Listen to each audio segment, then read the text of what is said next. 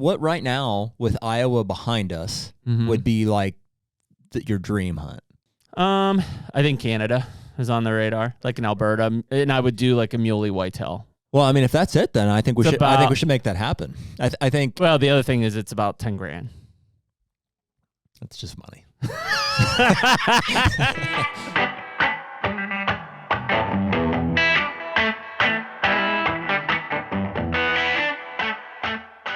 The HUNTR Podcast is brought to you by Hoyt. What can we say, man? Another year back with Hoyt. We're both shooting RX8s. I'm shooting 70 pounds in the bourbon, which I love bourbon. That's great. And you're shooting 80 pounds in the straight black. Blacked out as always, man. I got the, so I'm shooting the 500 grain Easton Arrow this year.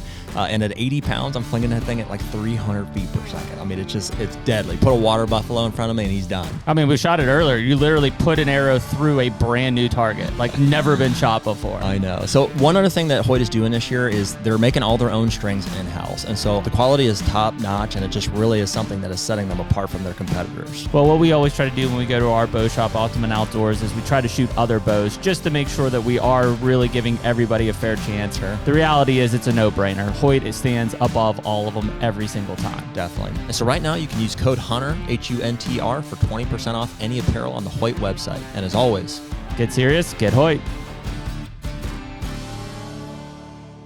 And we're back.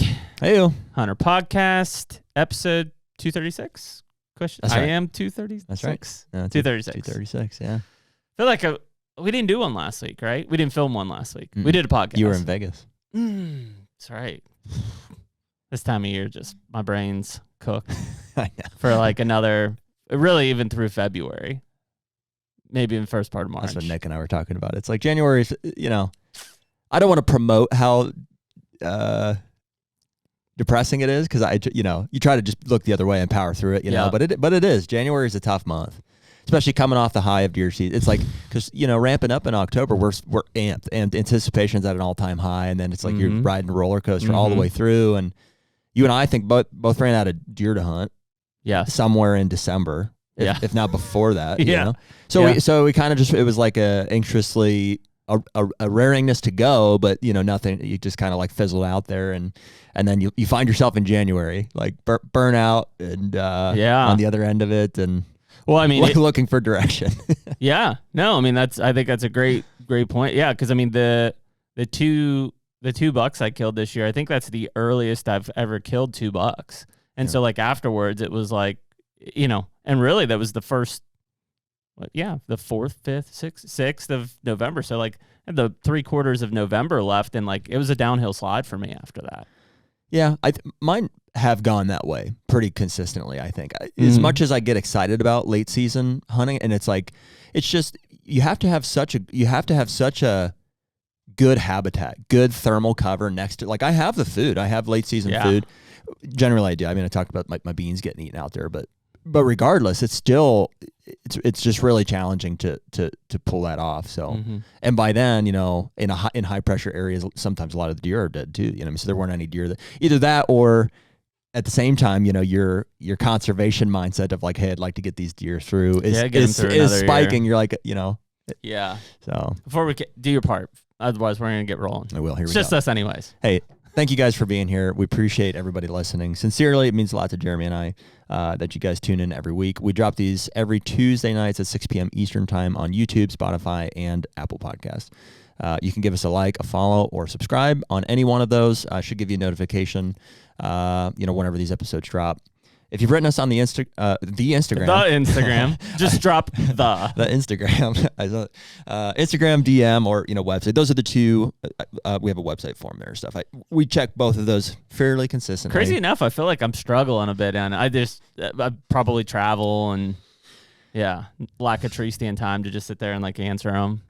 Yeah, I mean, if you've written us, just know that there's a good chance that we've seen it and that we've appreciated it, and it's just it's flagged to respond to there at some point, and so we do our best with that. But. Ooh, which reminds me, we have to film a birthday video and send it to someone today. Cool, we can do that. Yeah, don't let me forget. All right, we'll do that. Yeah.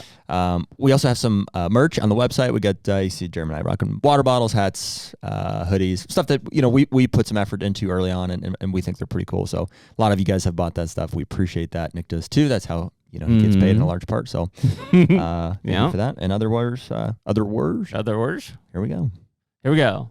So it is January 30th today. A couple more days. If you're listening to this, it's February 4th, Tuesday, February 4th.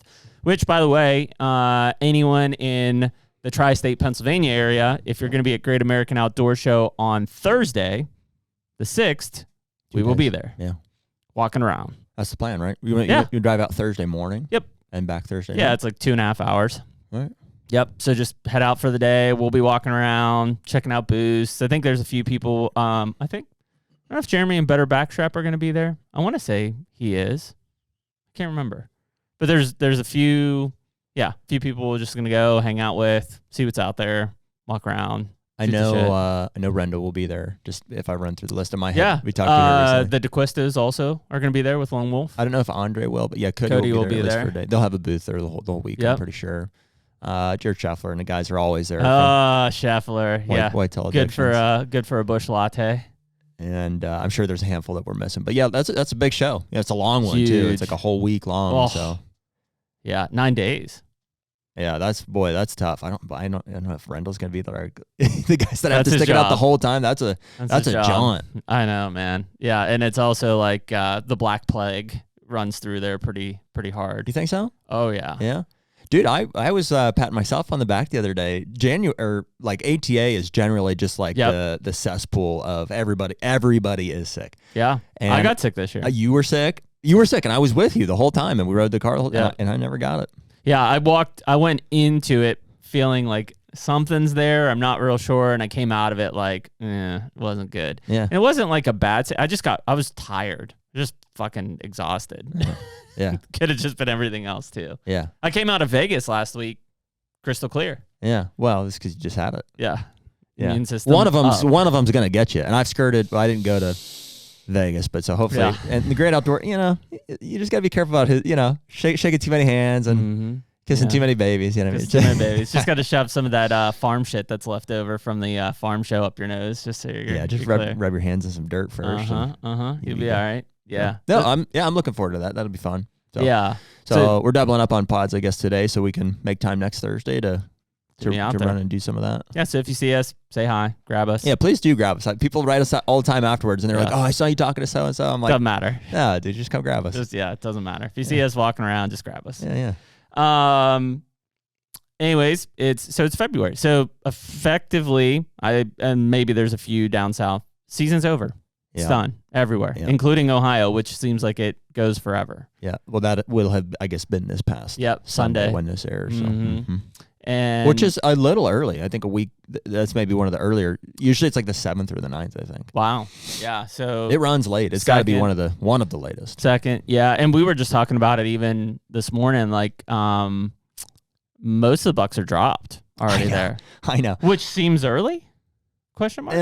I generally around February 1st is like as my mark for it's you can't track it by age class. That's not how it works. But like if I look at they have heavier horns, just generally speaking. So I want to say a high percentage of the 4-year-old and up are off on or around February 1st through the 15th or so. Yep, I'm not saying run out. I'm not saying run out there on February 1st, but like I'd have some cameras running. Yeah, I checked. I had a bunch of just regular stealth cams out. One of my 4-year-olds was holding as of the 28th. But I think the in Ohio. Yep, in Ohio. 2 of the 3-year-olds, I have pictures sequentially of like holding the 16th or holding the 15th, one on the 16th, none on the 17th. So, which those are exciting because if you're getting them frequently in those areas, it's like there's a good chance. I mean, you got to find it, but that shed it's there. You're telling me there's a chance. You're telling me it's a chance. So, yeah, and in fact, I just got back from a 3-sit stint down there. I was trying to kill 2 does. Killed one on, what was that? Mega doe. Just 2 nights ago, right? Yeah, Tuesday night. Yeah, Tuesday night I killed one. I drove down Tuesday at lunchtime, got in, went and checked a couple cameras, just kind of, I found. How are you doing that? What's the setup down there? You get your camp all configured and. Yeah, I mean, you got a machine down there? Did you? No, I pulled the. You brought a machine. Pull the Ranger. You do that most times when you go. Yeah. Yep, pulled the Ranger. Yeah, camp was great. Got a fire going right away. I mean, I'm still in the midst of construction. Oh yeah, first thing I do. Nice. Get a fire going in the old buck stove, and get the water turned back on. Yeah, get the water heater turned back on. How do you feel about your trail system at this point? Like your timbering's all done. Great. You feel like you can navigate certain parts of it without disturbing too much? I don't know how. Well, and I didn't really hunt that farm effectively prior to that. But it's like, I mean, I had a couple trees down I had to cut up on trail, but I mean, I can navigate that entire property really easy now. Yep. Those roads kind of run the ridges for the most part, like up and around, like a big. Is it a big bowl? It is a big bowl, and so they run the ridges, and then I've got several internal trail networks that'll get up to different food plots and stuff as well. Gotcha. And then one that goes through the main. Isn't it crazy? I haven't seen it yet. We've been talking about getting down there for years. It's just. Yeah, it looks good, man. I should have come shot at some of your does. I have tags left over. Yeah. Well, I didn't think about it. It was kind of funny because like it's the we had talked about you and Jed going out and hunting over those beans, and like you guys saw a bunch of deer. Yeah. I had some fun hunts in the past week or so. And it's like I have very limited food because like most of my food plots failed with this drought, but my cover looks really good. Like it's only going to improve the next couple of years from this timber cut. Yeah. But like there's a lot of deer on that farm. They're not that visible because of, they're basically just on browse right now. There is no main food plots that they're like, hey, I got to go here and eat type of thing. So they're just browsing through. Well, when you do a select cut through the entire property, there's browse everywhere. So they're just very much not visible. Like I'll see major trails coming out and I'm like, holy shit, this is a highway coming through here. And I have a camera on that food plot and I'm like, never see any deer come out of here. Well, why would they? There isn't anything for them to eat in there. It's not like they're digging up clover or brassic bulbs. They are in the bottom. In fact, that's where I killed this mega doe. And I'm not kidding. This doe was over 200 pounds. It's the craziest thing I've ever seen, dude. The closest thing I can... Live weight or field dress? Live weight, yeah. Still. Yeah. The closest thing I can... I'm not kidding. That's a huge doe. Her head was as big Pretty as sure that thing weighed 180 field dress. Her head was as big as that buck behind you. Wow. Like when I walked you up... saved the teeth? So I pulled them and I left them on. Yeah, you lost them. No. I have them. Right. The birds got them. Well, yeah, they're very possible. They're sitting outside, so there's a good chance that they're gonna. Maybe I'll get down there and grab them. But I did pull them. But like so we'll go through it. So I went down in this spot. It's the only place that I had food plots that survived. In fact, I went in and did brassicas late, and they turned out fairly good. But we had 9 inches of snow and it was like icy, crusty, but the south part of that field, or the south facing part of that field, kind of melted off. So I was like, well, I think this is probably where they're going to come through. And I was going to hang the lone wolf, but we had like a weird like east southeast wind and it was just like whipping. So I sat in the box one, pretty far away from that cleared out part of the food plot. But I was like, it's 3:00. I don't really, I don't have any other plans. And there was a smaller food plot behind me that had some openings. So sat there, I had three shed bucks come out right away. One of them was probably a good 3-year-old that I'll really be looking for his sheds. And then the other 2 were probably 1-year-olds. And then a group of like, I don't know, 5 or 6 adult does and 6 to 8 fawns come out, like just pile out in there and just all kind of moving around. And of course, there's just one bitch in the group that just is like immediately is like stomping and like I'm like, what the hell are they you assigned that role? I'm like, you're 200 yards away. They're like, hey, you're on watch today. And I was good even with the wind. I was good. Like I'm just like, this is bullshit. And it was like 30 minutes before dark. She got you?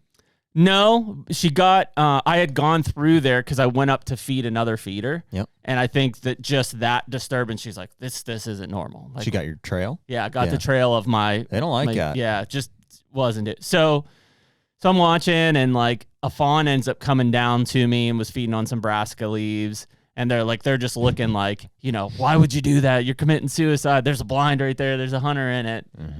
And so she ends up going like. into the woods again, pulls a fawn and this big doe with her. And I'm like, okay. I was like, well, I'm running out of time here. And it's probably 10 minutes later, and I look, and that son of a bitch is circling down below me. And when I saw her, she was at like 35 yards, and I had to kind of swivel in the box blind.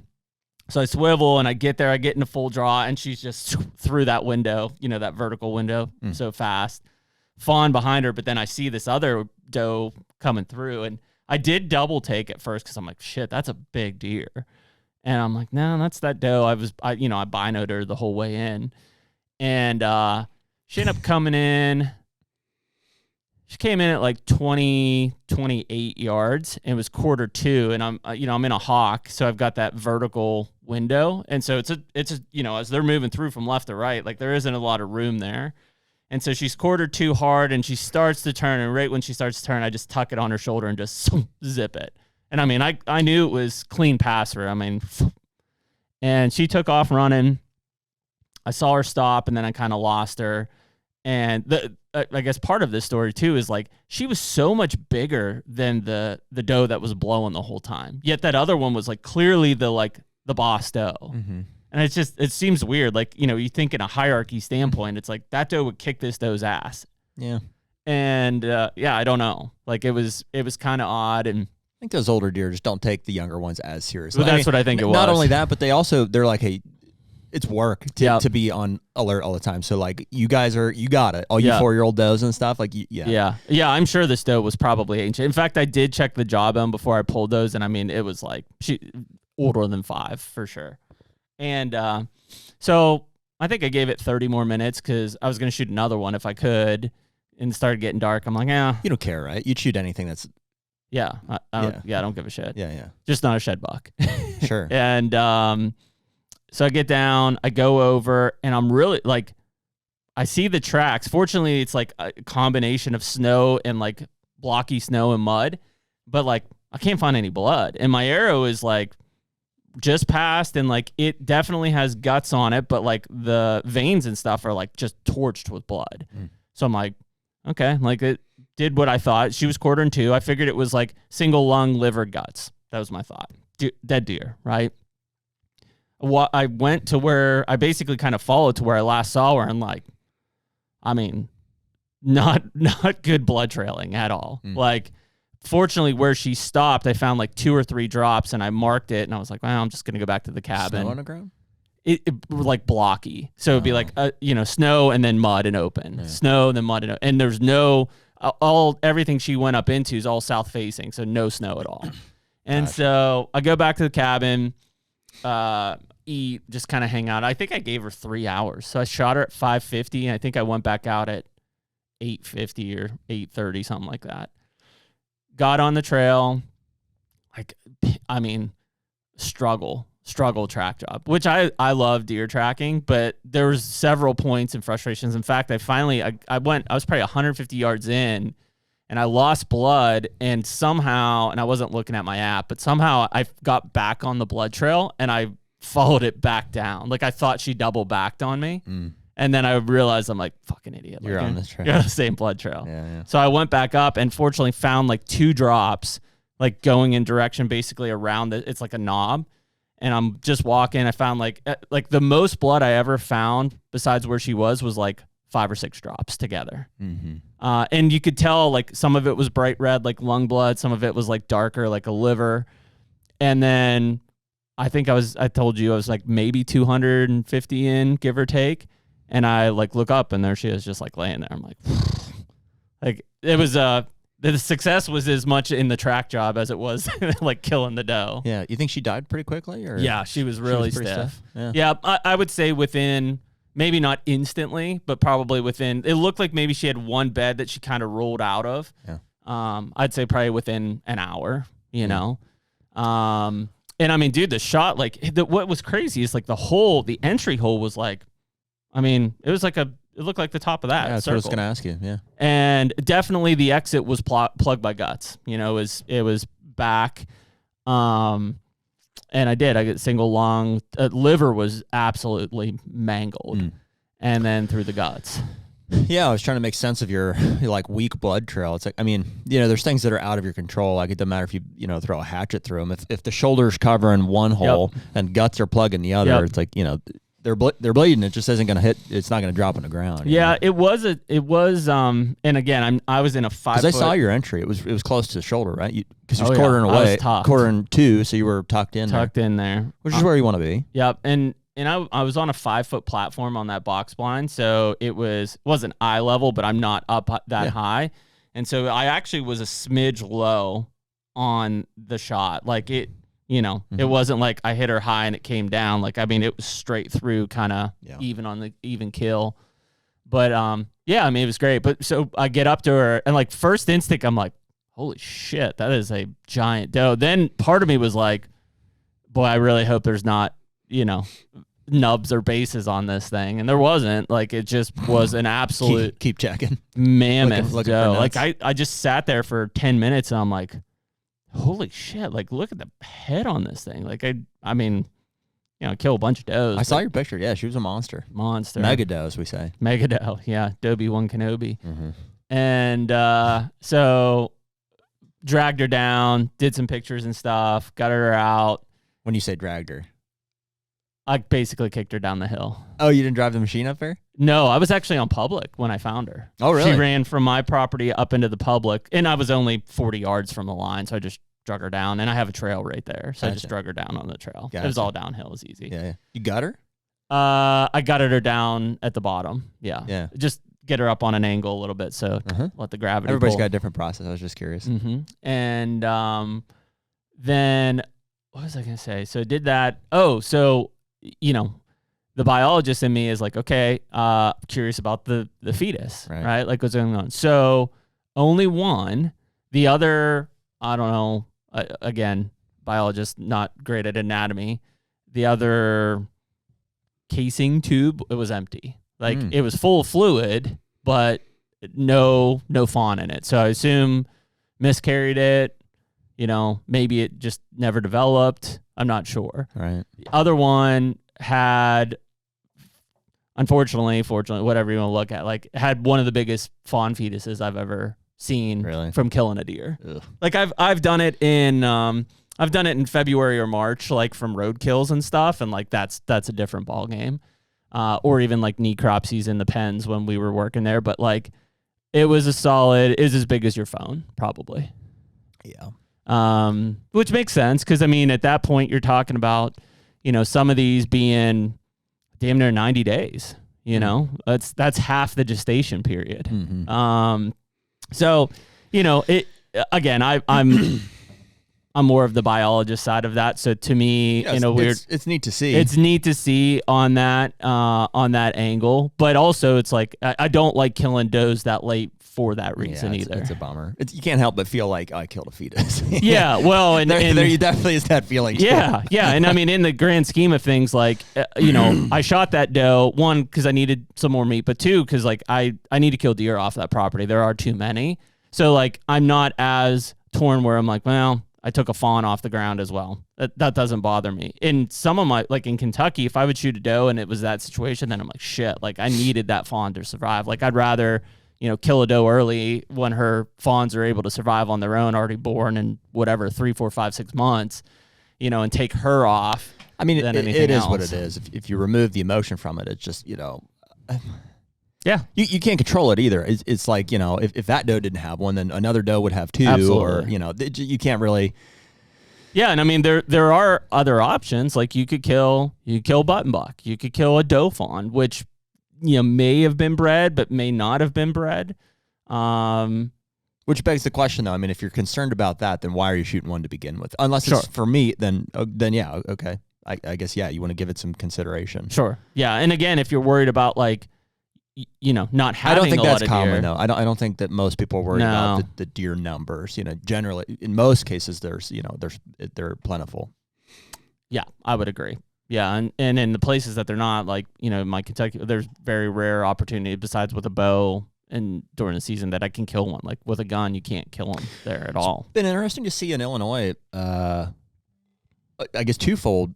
I guess based on what we're talking about here, the number of does like it's seeming like all of a sudden I'm like, whoa, yeah, hey, there's quite a few deer right there. You know, a lot of does, more than had been in this area before. And all of that, it's like I can't believe how hard they're hitting that clover. I counted 13 bucks in that food plot the other day in that clover. It's eighth acre, quarter acre. Yeah, it's not big. No, yeah, just I couldn't clover. believe it. And I'm not saying like big, but like, you know, of those big bucks, like mid 60s, like good deer. Yeah, multiple 40s. A lot of them. A deer. Here's a shed off that farm that was like in the garage back in the day here, but that's very similar to that 8-point that I passed. Yep, that deer's been in there this morning. That 3-year-old 8-point that probably looks more like this deer. The size of them really has nothing to do with my comment. It's just I just can't believe I've never seen them, you know, gravitating towards clover so hard when we've got brassicas, and standing corn, and standing beans all on that farm. Yeah, it's really interesting. I was talking to somebody the other day because I was starting to get in my frosty kick, mainly because I'm just... Oh, we're there, buddy. Yeah, we're there. And so we were talking about, you know, the cool thing about clover, you know, even in these drought situations, is the root system on the clover is very complex. You know, it's why, like, right now you could go out there and look and you're like, man, like, not really anything here. And then all of a sudden it's like, that you know, that perennial plot explodes. It's because that root system essentially is just, it's very thick and encompassing across the surface area, just below the surface there, to be able to get all of those nutrients and water and stuff like that. And what happens is on the perennial clover is as that top dies, those nutrients and stuff end up going and getting stored and sit in the root system waiting for the right time to explode. So what you're seeing, these deer are digging down and eating the roots of the clover because that's where all these nutrients They've got to be held. at this point, because if you look out over it, there's nothing there. It doesn't seem like it looks like dirt. Yeah, well, you see it. Like I've talked to a few people that question. They're like, hey, I'm seeing this. Like it looks like deer, but is it turkey? Because it looks like scratchings and stuff. No, it's the deer are getting down and literally turning up that root system. Wow. Which, fortunately, unfortunately, is like it's very dynamic. Like there'll be clover there next year, but it's the importance of frost seeding, because when that root system is yanked out, there will not be clover there. Right. There's nothing to grow. Right. So you got to replenish it up. But I think it is this year. Now in Illinois, we should preface that like our Illinois farm really has had no snow. Not a lot. Hardly any. Whereas like out here, we've been like encased in snow for 3 to 4 weeks. Yep. So big difference. I'm not saying that they can't get to it here, but it would be much harder than it is out there. But it's definitely, again, we've probably talked about this every year of the podcast. It's reconnected me to like, I need to get some substantial perennial clover plots established, because as good as they are in October, and even, you know, late September, October and stuff of pulling those bucks in and holding them, like here it is in end of January, and like I've never seen so many deer in that food plot. Yeah, I mean, and I don't know. I mean, a lot of, I don't know. I mean, Jeff will smack me for this to say C to C, but like, there's a real difference. I mean, I've run cameras on what I felt were good clover plots in the past, and I've planted, you know, Whitetail Institute. I planted Frigid Fort, you know, the pure trophy clover. I planted, you know, anything and everything I get from the co-op and stuff. It's just, you know, when you need different seed, varieties. Yeah, it's clover. This is the first year I think that we had planted. Is the pure wildlife, but it's Jeff's blend of clover there. And I don't know what, I'm sure you could read the bag there and say exactly what clovers are in it, but like, I don't know if that has anything to do with it, but I've noticed a tendency towards this clover way more than I've seen anything else. And I'm not saying it's the brand or anything. It's just like it's the first I've noticed it, which is interesting. Could be the variety. Could be the variety for sure. And I don't know the difference between what's in what. So yeah, I mean it's been, you know, so Jeff, when we say Jeff, we're talking about Sturgis here. You know, Sturgis is very vocal around creating these food sources and creating like their own micro environment. So that's often why, you know, Jeff is not a big proponent of planting brassicas here and clover here and cereal grains here and beans here. Like, you know, he wants these micro environments basically to have a family and a doe group on this clover plot and a family and a doe group on this clover plot and a family and a doe group on this clover plot. And like, I would say historically, from a just providing across the board, like I have been fairly against that, just because of like, It's challenging. It's challenging to pack that many food sources into. It requires acreage, and usually you're just using the space that you have. You're like, okay, here's a half acre, I'll put it into clover. Here's a half acre, I'll put it in Nebraska's. And so to try to imagine a perfect world where you're like, no, that has everything they need packed into. It's got to have clover and Nebraska's and top dress with rye and a nearby destination grain source and water. Yep. So it becomes much more complex in that sense. But I do more and more agree with that. More so from on all levels, you know what I mean? But especially on a mature buck. Social dynamic element. I'm like, they're the same way. You know what I mean? I think that the more of those environments you can sustain or create, the more mature bucks will tolerate a smaller acreage property. Yep. Yeah. We've done a lot of that. A lot of ours is like a hub on a wheel analogy. It's like the grain source is going to be your central. And it is size related. We've talked about this before. Size matters. It matters. I think they just want to be in the biggest field that they can. Yeah. And ideally that for the destination. Yeah. I mean, ultimately I think they want to go. They want to socialize. They want to see. When I say they, I'm like each one of them has a different level of interest in that, but they're going there as a destination for a reason. So it's almost a hub. It's the opposite of a bedding area hub on a wheel analogy. It's a feed. It's a feed hub. So from there you back it out to more staging area. Type plots, and then back it out to there to like your bedding situations. Yep. And then those ideally are huntable. You want to be able to slip in between these bedding areas and a destination sort. That's what the staging plots are, quote unquote. Yeah, and that's where I've kind of gone back. Like on this Ohio one, I've got 4 ridge plots now that vary between a half acre to 2 acres, and I think I'm going to establish all 4 of those in clover this year to create these kind of little micro environments. And then I've got this main bottom where I shot the stow at that will still be kind of like my destination type source. Like I hunt there very rarely. If I do, I go right up a trail and jump in a box blind type of thing. Or I've got a creek access to the stand I killed my buck out of in Ohio. But it's that same standpoint. It's like that's the hub, right? And then there's essentially a spoke up to this plot, a spoke up to this one, a spoke up to this one, and a spoke up to that one. And you just have to get in between there, to figure out what they're doing.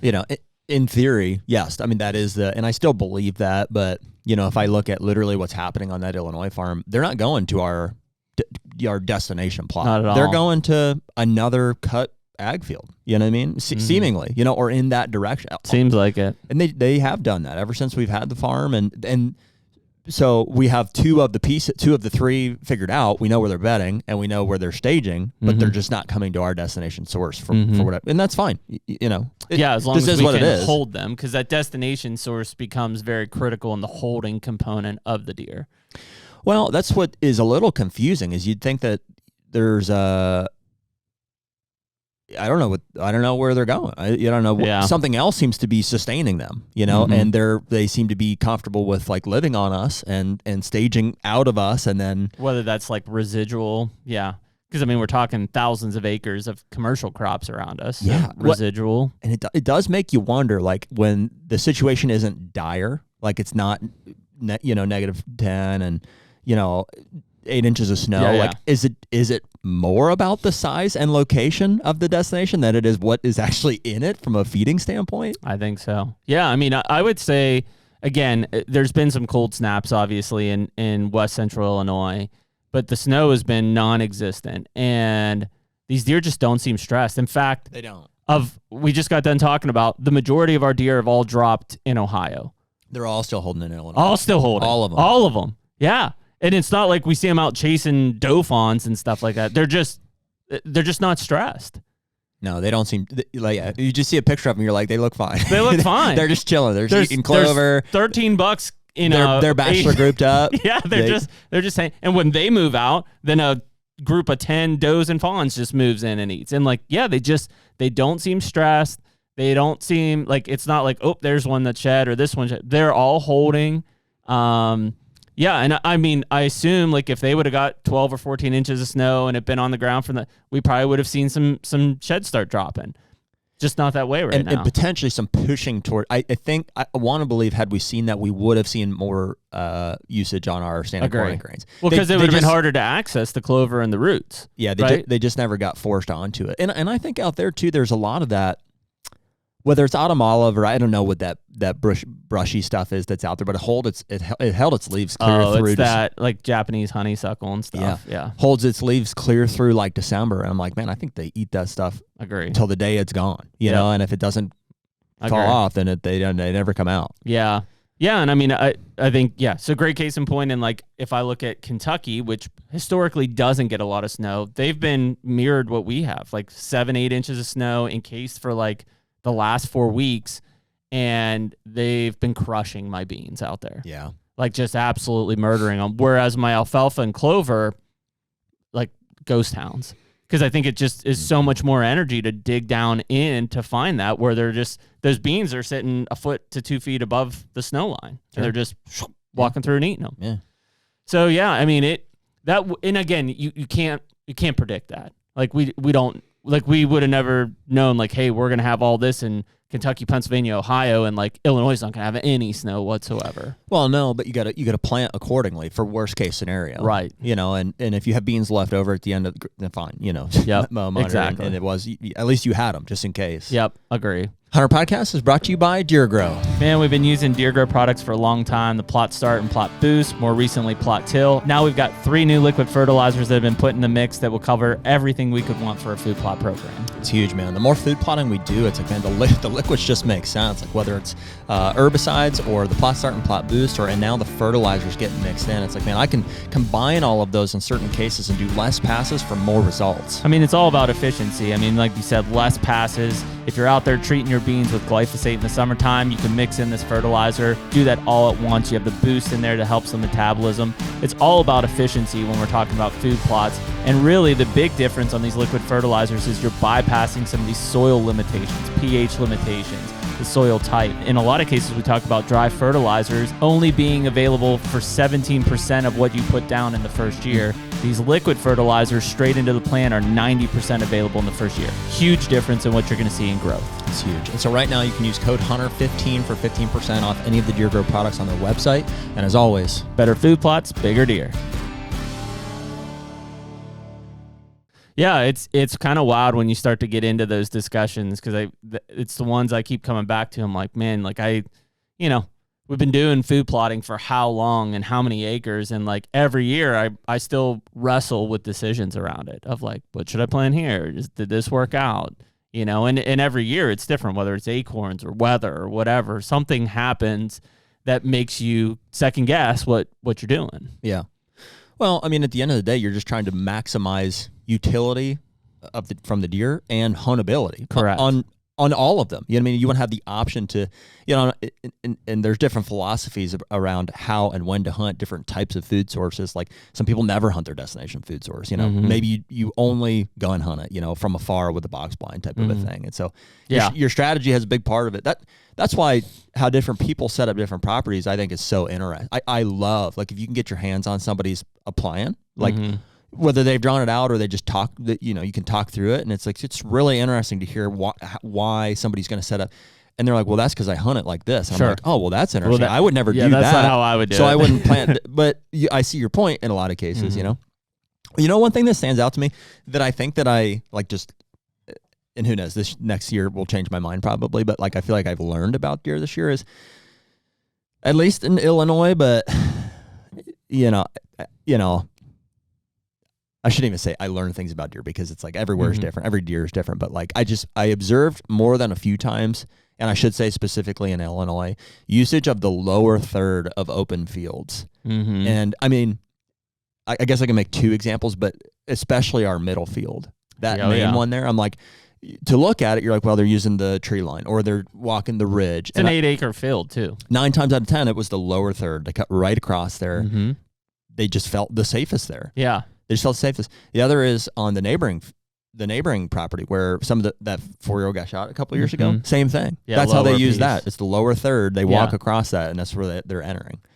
They just feel, they know where you can, you know, especially if there's roads or something, they're not going to be crested. No. Like we drive around and we're like, why don't we see any deer in Illinois? They're behind. They don't want to be on the horizon. They don't want to be seen. Yeah. They know. They can peek their heads up. Well, and I mean, so I think it's a big difference between that place and like even your farm. Like there are definitely some hiding spots, but like most of the way that the terrain lays around your farm is like it's very visible. It's weird. So you just see them. Like they're on that hillside or they're on this. There is no. Well, it's weird, man. The more I was studying, that lake piece last night, I'm looking at them like at a macro level, we have just like big mounds, like big, if you're gonna call them anthills or whatever, but like literally a lot of our ag fields, the middle of it is just a giant unusable hill. Like it's just like a circle on and I'm like, why is that there? Yeah. And whatever, on the opposite end of the spectrum, we have like, I don't know if it was glaciers that went through there or what, but like giant cuts. Like it'll be a main vein. And I guess main vein. Yeah, the main vein. I guess you see that, you do see that, in the Midwest. And I don't, maybe those are glacier related. I don't know what to chalk that up to, but our mature bucks in Ohio almost exclusively travel ditches. Yeah, they funnel those. Because the wind swirls there. They can't ever be seen. It's the thickest habitat.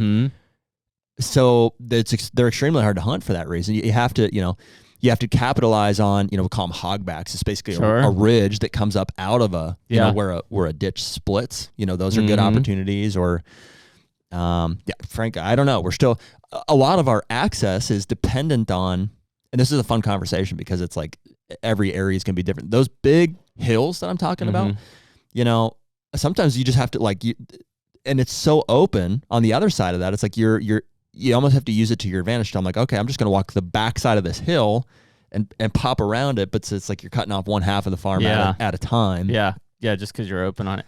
Well, and I mean, on the opposite side, like I've got a couple cameras on like literally 10-foot wide ridges in Kentucky. And that's how these bucks are traveling. Like I'm sure they are going off of that into some of these bottoms, but which is great. You'd prefer that. That's more huntable. Yeah, it's very hard though for them. Like, I mean, to get from this drainage to that drainage, like they're having to go up and over and cover ground where they're just going back and forth on these ridges and dropping down in some of these saddles probably. And that's what they're doing. In fact, like I've got, there's 2 bucks that are going through there. One's probably a 2-year-old, but the other one's a really good buck. Next year should be a stud. They both shed completely. So I'm going to go in there. Talk about the Kentucky public land deer? Yeah, he shed completely. He's great. Yeah, that's a big year, man. Yeah, he dropped his other... 9 point? Yeah, he dropped his other side at least 2 days ago. He was probably high 40s, 9 last year, don't you think? 4-year-old? At least, yeah. Something like that? Yep. So I'm going to go in there. I'm going to be there this weekend. I'm going to go and walk that ridge on Saturday or Sunday morning. I'm thinking about it and pick them up because we're getting like 1.5 inches of rain, so all the snow's gone. Yeah, at that point. I know, that's what I'm watching too. I had Dad put out some corn piles where I expect some of these bucks to be. I think he just got them out yesterday or 2 days ago. So I'm like, I want enough time. to make sure. Because I'm not going to go walk if they're still holding. But if I determine it, hey, enough. Between now and Sunday, I haven't seen a rack buck on that ridge in 3 days. So I'm at this point, unless something comes through and I'm like, I got to hold off. Like I'm going to walk. Yeah. It's about 1.5 miles. There's a couple fingers that we're going to check. But like, again, he could have went off and been feeding in the bottom and dropped it there. But he has been using that frequently. In fact, I jumped him. That's how I put that camera there. I think I jumped him when I was walking that ridge, scouting it. And then I was like, I'm going to drop it on this narrow pinch. And I mean, he has to come through there. And he has 12 times like in the last month. Yeah, very cool. In fact, I might put another camera. I found a big community scrape just up from there, and that's how I would get up there to hunt. I'd just come right up that hill and pop over and watch this little bench with this community scrape. So I might put one on there and just let that thing marinate all year. Yeah. Yep. So, but I'm gonna go look. Yeah, his one side he's probably like that. He's really tall. Yeah, that's what he looks like. Mm-hmm. Yeah, I don't know if he's that heavy, but he's definitely that tall. So yeah, I mean it's just funny when you start to look at that. Well, I mean, I saw the same probably 3 shed bucks the first evening and the second evening, and they came from different spots on different evenings. And the first day it was an east wind, so they were like laying on this backside of this hill, and they came out around. And then it was like a southwest wind last night, and they were laying on this side of the hill and came back around. Like they're there. They just, which side of the hill do I need to be bedding on with this wind direction? But yeah, I mean, it's I will say, we get excited. Dude, finding sheds is not easy, though. It just... Oh, can be. It can be real easy. I don't know, It's man. not hard either. They just have to be there. Well, I think a lot of times they're... Like, I've got one. I sent it to Trad Geeks Kev the other day. I said, there's a buck that we've watched at this Ohio farm that's a 3-year-old. And I said, hey, I got him holding both here on the 15th. On the 16th, he only had one. And on the 17th, he had shed out. And it's like, here's the circle. Like, I have them on multiple cameras. Here's a circle. Like, one or both of those sheds are here. Now that here might be 40 acres. Oh. And it's like, I don't know. Like, it's in there. Just got to find it. Needle in the haystack. Yeah. Most of the food plots were still pretty snowed up. So I did a couple, like, just bino looks and stuff. And I didn't really work or walk them. There was too much snow still. Figured just let it melt off before I look into them. Yeah, we're getting there too. I mean, that I guess I can backtrack and tell you about. I kind of told you about, I was hunting that tight rack deer for. It's kind of the. Was it 2 sets for him? Yeah, I sat twice, and Jed had sat twice before that, I think. So, because he and I both, all three of us, we're all just kind of like waiting for a deer to hunt, Yeah. And we knew that deer was alive. He's not a mega giant by any means, but he's plenty old. He's got to be 7 or 8, and that's awesome. And he's super heavy, awesome. Yeah. Whatever he is, mid-50s. Where's his shed at? Type deer. It's in the other room there. Oh. I found one of his sheds last year, so we have this cool connection, and Jed lets me hunt, some of his property. So it's always, he's got first dibs, and he's very generous to to let me be a part of that, anyways. But so the deer showed up on, I didn't know, but he'd put a feeder out. I thought he just had dumped some corn at some point, but so we had this camera running on a feeder, just like out of sight or whatever, and there he was, first time in daylight all year, all year. Like, the deer just never. He was always like 3 in the morning, 2 in the morning, like. Just completely nocturnal. Yeah, because I remember we discussed, like, where's he even coming from, because we're only seeing him at this time. Yeah, and I have some theories. I mean, not on the property is my best guess. Seems right. There's giant. There's a lot of property to the west there and stuff, and some really good looking stuff that I think he's probably living in for the most part. But and it's interesting. Like, you can just derive from the cameras. It's like he's making a loop. He's like he's getting out of his bed over there. He's going north. He's looping through Big Ag. He's coming back through us in the morning, and he just makes this big clockwork, loop. It's interesting. So anyways, he showed up, whatever it was, from today, as we're recording this, a week and a half ago, daylight. There he was, like 4:15. Yeah, normally if you see that, it's like he's going to do that again. You would think. And it was super cold. Yeah. So it was the temps for it. There was beans in this field. Yep, standing beans. By then, most other people have either stopped baiting or the food's been picked or whatever. So I'm like, hey, there he is. Texted Jed and was like, there's your shot, dude. And because I knew he hadn't killed a deer either. He's waiting. And so I was like, you should be in there tomorrow. So he went and he sat. And I don't think you realize how close he was. He had him at 20 yards. He was coming in. Popped out of the bottom. Perfect. Like, did exactly what your hope. Walked right up the thing. Jed's in the blind. Jed hunts with a crossbow at least at the time. I don't know on this time here. Is he in a box blind or ground blind? He was in a muddy that I bought. Okay. Yeah. Yeah. So I don't know if he had the compound or the or his crossbow, but either way, it was coming up, and he had mentioned to me that, or maybe I didn't know at this time, that there was a feeder there. It's like it just drops it. It's not a spin feeder. I guess it just drops. Just opens or something. Said he's walking up to the thing. It's 20 yards. Windows open. He's just taking his time. Ezra's with him, his young son, who's just like jacked out of his mind about deer hunting.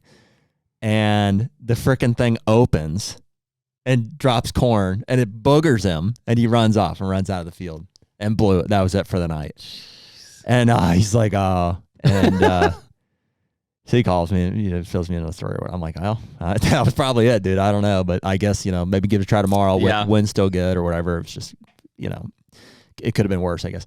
Goes in and tries it again and sees the deer in daylight, but he didn't come to the corn pile. He walks across the lower third of that field down through this little ditch and then up to the bigger ag field there. And I think which had beans in it. Yeah, that's where all these deer were going. And he was seeing, he's like, I saw 30 deer. So was he in the woods? He was in a box blind in the middle of the field. Okay, a smaller field. Like food plot field. It's a succession of like ag fields. There's this back field that's like, I don't know, 10 acres. Okay. Then there's the next bigger one. Yep. And it's, they get progressively bigger. Gotcha. Okay. And there's like an old farmstead, so you drive all the way in and then you walk Yep. up into the side. So you've seen him more than once. I don't know. I don't know if it was also the first night that he, that his opportunity was blown there, and the second night, but on 2 different occasions saw him walk across the lower end of this field through this ditch and up. And we've seen him do similar stuff. So, but we've never hunted there. And he's like, I think that if he's going to do it again, you got a good shot down there. You should try it. Mm-hmm. And I'm like, all right, tag me in. And so he wasn't able to hunt the next night. So the third night, he's like, I don't think I'll be able to. But then later in the day, he's like, yeah, no, I'm good. I'm going to bring my stuff too. So we actually went and hunted it together. He went back to the blind, and I took my lone wolf. We were up in the air about who's going to do what. Yeah. And I think he saw my run and gun setup compared to his, and he's like, you should probably. He's got like a 45-pound climber. He's like, yeah, go ahead, you do it. Well, I think he has an original lone wolf, but he's got the old, those big game. Oh yeah. Like the best mobile stick they ever made. Still, like the big, Still they're fine, but it's a dinosaur compared to the lone wolf, the custom gear stuff. So he's like, why don't you just hang? I was like, cool. So we walked together to the spot here. He's like, he crossed in here twice. So he just goes to the top of the hill on the blind. I can see him up there, and I was down below. And dude, I just love freaking hanging trees. Oh yeah, it's so much fun. I look. There's this perfect tree. It's a walnut tree. It's got a perfect crux on it. It's facing north, so the sun's setting at my back.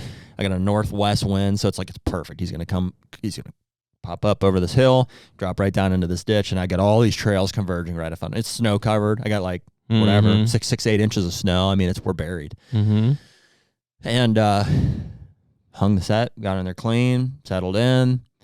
Saw a pile of deer that night. Bunch of does crossed, right in front, like you would hope. And it's just one of those nights where it's fun because you see a pile of deer and they never wind you or anything. It's almost like they give up on trying to bust hunters at a certain point. They're just kind of like, it's too late for this. And when they get up, they've got to make an efficient move to get food and get back. Yeah.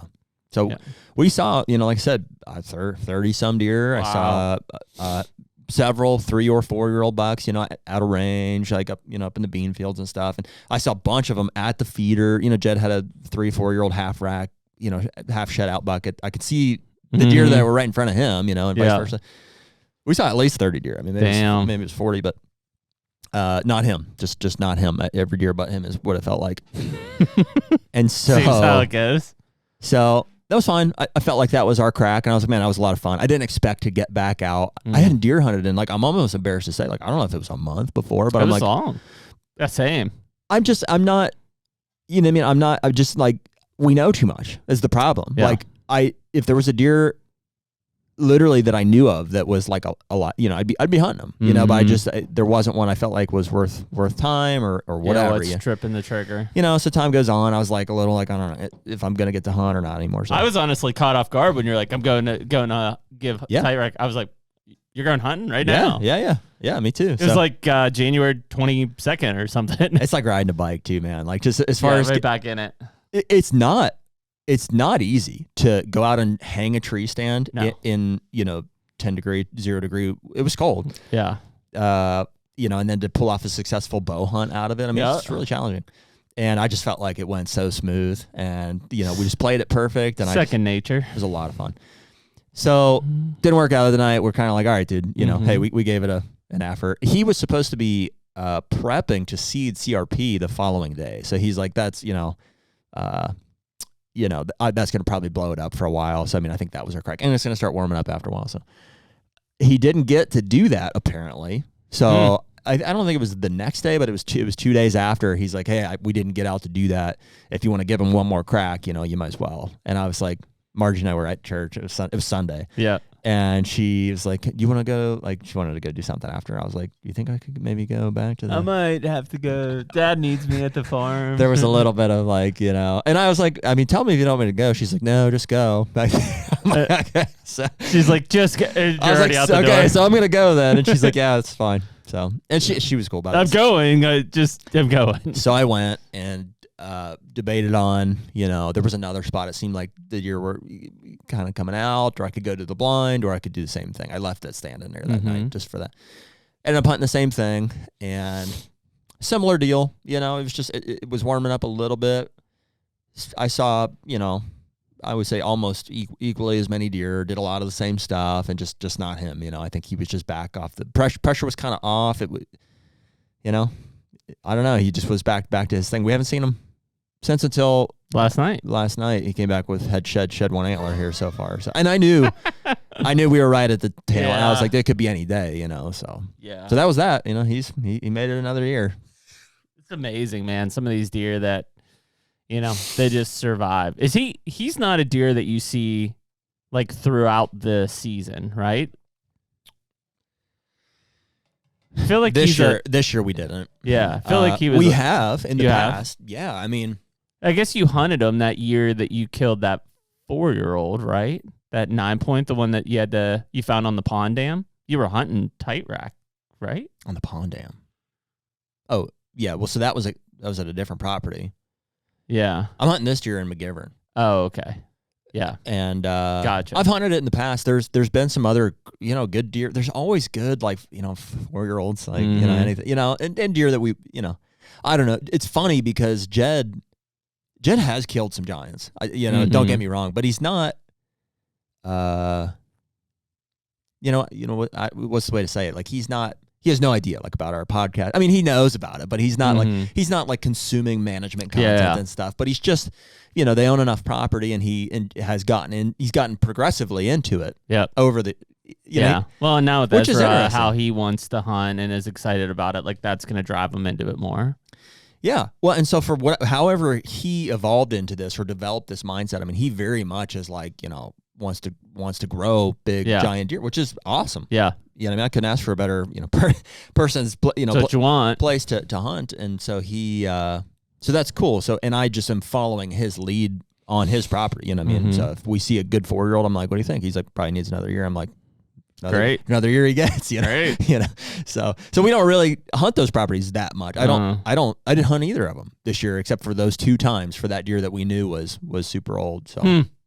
Yeah, wild. I was just trying to like think back and obviously at this part of the year you're like, okay, who made it?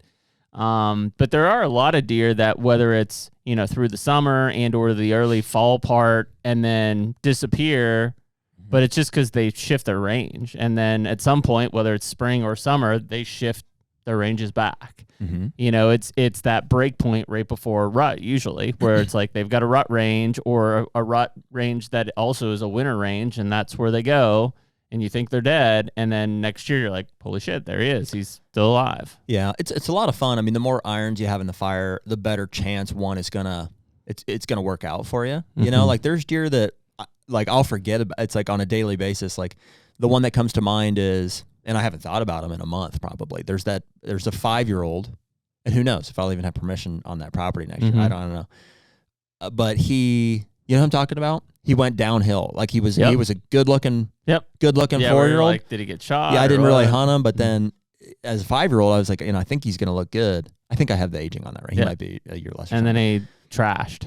It looked like he got shot. Yeah. There's a wound there, and his antlers, he went downhill. And I'm like, it looks like an injury or something, but he looks fine. He looks healthy. And I saw him this year, which was a piece of information that I can use. Yep. And so in the back of my mind, part of me is like, that deer could blow up. Like he could be a giant. Yeah. If he kind of recovered a whole body side and can actually throw resources to the antlers again. And there's always 10 of those in my mind where I'm like, well, yeah, there's this deer that, and some will blow up and surprise you, and others won't do what you think they're going to. And so from year to year, it's just kind of that's what's fun, or I guess it's a different approach than like keying in on, and don't get me wrong, if there was a 200-inch deer or a 180, sure. And there are those deer that you're going to give more effort than you would give others, but I'm more of an opportunist to where I'm like, not every property or deer or weather situation is going to be conducive, and I'm not going to give up parts of the season. So I'm going to hunt every opportunity to where I feel like my chances are the best for my goal, which is just a 5-year-old buck on my farm in Ohio. You want to hear I told you this the other day. It's kind of mind blowing to think about. It was 2016. It might be longer than that. It's been Maybe it was 2017 when I'm trying to think of the Spaniard. That was the last buck I shot off our family farm. No, it was 2018. 2018. Yeah, because I killed that buck in Kansas because you didn't draw. You killed yours, and then I killed mine. So like 6 years ago. Yeah. It's been 6 years since I have shot a buck out. I mean, that just speaks to the rarity of or the challenges that we deal with on that farm. I'm like, it's not like. I think it's on most farms too, man. The more that we start talking about it, there's some gold mines in it. Like we'll talk to Greg here later. Greg's got 3,000 acres in Missouri. I don't know. It's a 900 is the main. Okay. It's a lot of acres, regardless. But it's so there are outliers to the situation, but and maybe it's me just trying to be patient and talk myself through stuff. But it's I have I'll have a 6-year-old in Kentucky next year, barring he doesn't die in the wintertime, on my Kentucky farm. And then I'm like, man, I don't think I have any 4-year-olds. I have some really good 3-year-olds, and I have some 2-year-olds and one, obviously. But it's I don't have anything that's coming up next. But if I go back, the 3-year-olds that I have, I bought the farm when they were 1, and now I've managed them and protected them to a point. 2 years later, they're 3. Next year, they'll be 4. So, and then they'll eventually be 5. So it's literally, 4+ years of ownership of a farm in your management activities, your pressure, what you're doing on there to take those 1-year-old cohorts and get them to 5. And then if you start to look backwards, you're like, oh, there are some 4-year-olds now. There are some 3-year-olds here. You just have to fill those buckets, and it takes 4 or 5 years to fill those buckets. Now, when you get into a case like with you guys having owned that farm for a long time, then the neighbor situation plays into it. An EHD situation plays into it. Your own harvest play into it. Oh, yeah. And so, that's what I always try to go back and tell guys. I'm like, okay, well, this season's over anyways. What'd you have in 4-year-olds? Well, I didn't have any 4-year-olds on my Kentucky farm. You have 2 or 3 that you know of? Flyer? I think maybe 1. Well, no. See, and that's the problem too, because you get attached to 1, or a handful. But 2. Obviously 2 or 3. Yep. So, barring anything happens in the wintertime, you should have 2 or 3 5-year-olds next year. Yeah, and I mean statistically, I would say at least one of them probably at least dies. one will be one I don't know. Yeah. I'll be like, where did this thing come from? It'll take me a year to realize who it is. Yeah. And the other 2 will disappear, and I'll be like, I'll never see him again. What happened to them? I have their sheds. Yeah. And then the one will be like, oh, there he is. And he didn't really do much. Well, and that's the hard part is when you think about it, because, I mean, there aren't many of us that are going to be like, wow, I have 7 4-year-olds that are I'm going to have 7 5-year-olds next year. I mean, number 1, rare. 2 is you can't jam 7 5-year-olds in, the right 1,000 acres is tough. Depending on what the habitat looks like and how those home ranges overlay. Those 7 5-year-olds, maybe in the summertime and early in the fall, but they don't want to be together. It's just amazing how differently properties can, what their carrying capacity is. Like my farm, I would say, is in the 10th percentile in terms of density of cover. Bottom 10th. Yeah. Compared to, some farms that we've been on in Kansas comes to mind. Some really brushy areas where even look at the 144 acres in Illinois and how many, bucks 3 and older are being held in that. Ours? Yeah. Yeah. I mean, ours, I would say, I would put that on a 6. Yeah. If I'm a 1 out of 6, Yeah. 2, maybe 2. I'll give myself a 2. Okay. Because we've done a lot of timber work. Yeah. And you're thinking Illinois is a 6 out of 10? Mm-hmm. Mm-hmm. Yeah, in terms of density of cover. There are some property. I mean, Kansas is what keeps coming to mind, that with density, cedars, autumn olive thickets, those are your 9s and 10s in terms of density of cover. The higher the number, the more mature deer, period, but mature deer will tolerate each other in that area. I think Kansas, they're just not seeing each other. Kansas's limiting factor is food most of the time. Yeah, I agree. Yeah, so they have the cover, they just lack the food. Yeah. Iowa's got it both. Well, and a lot of them. Well, Iowa just has, there's a remoteness element to it too.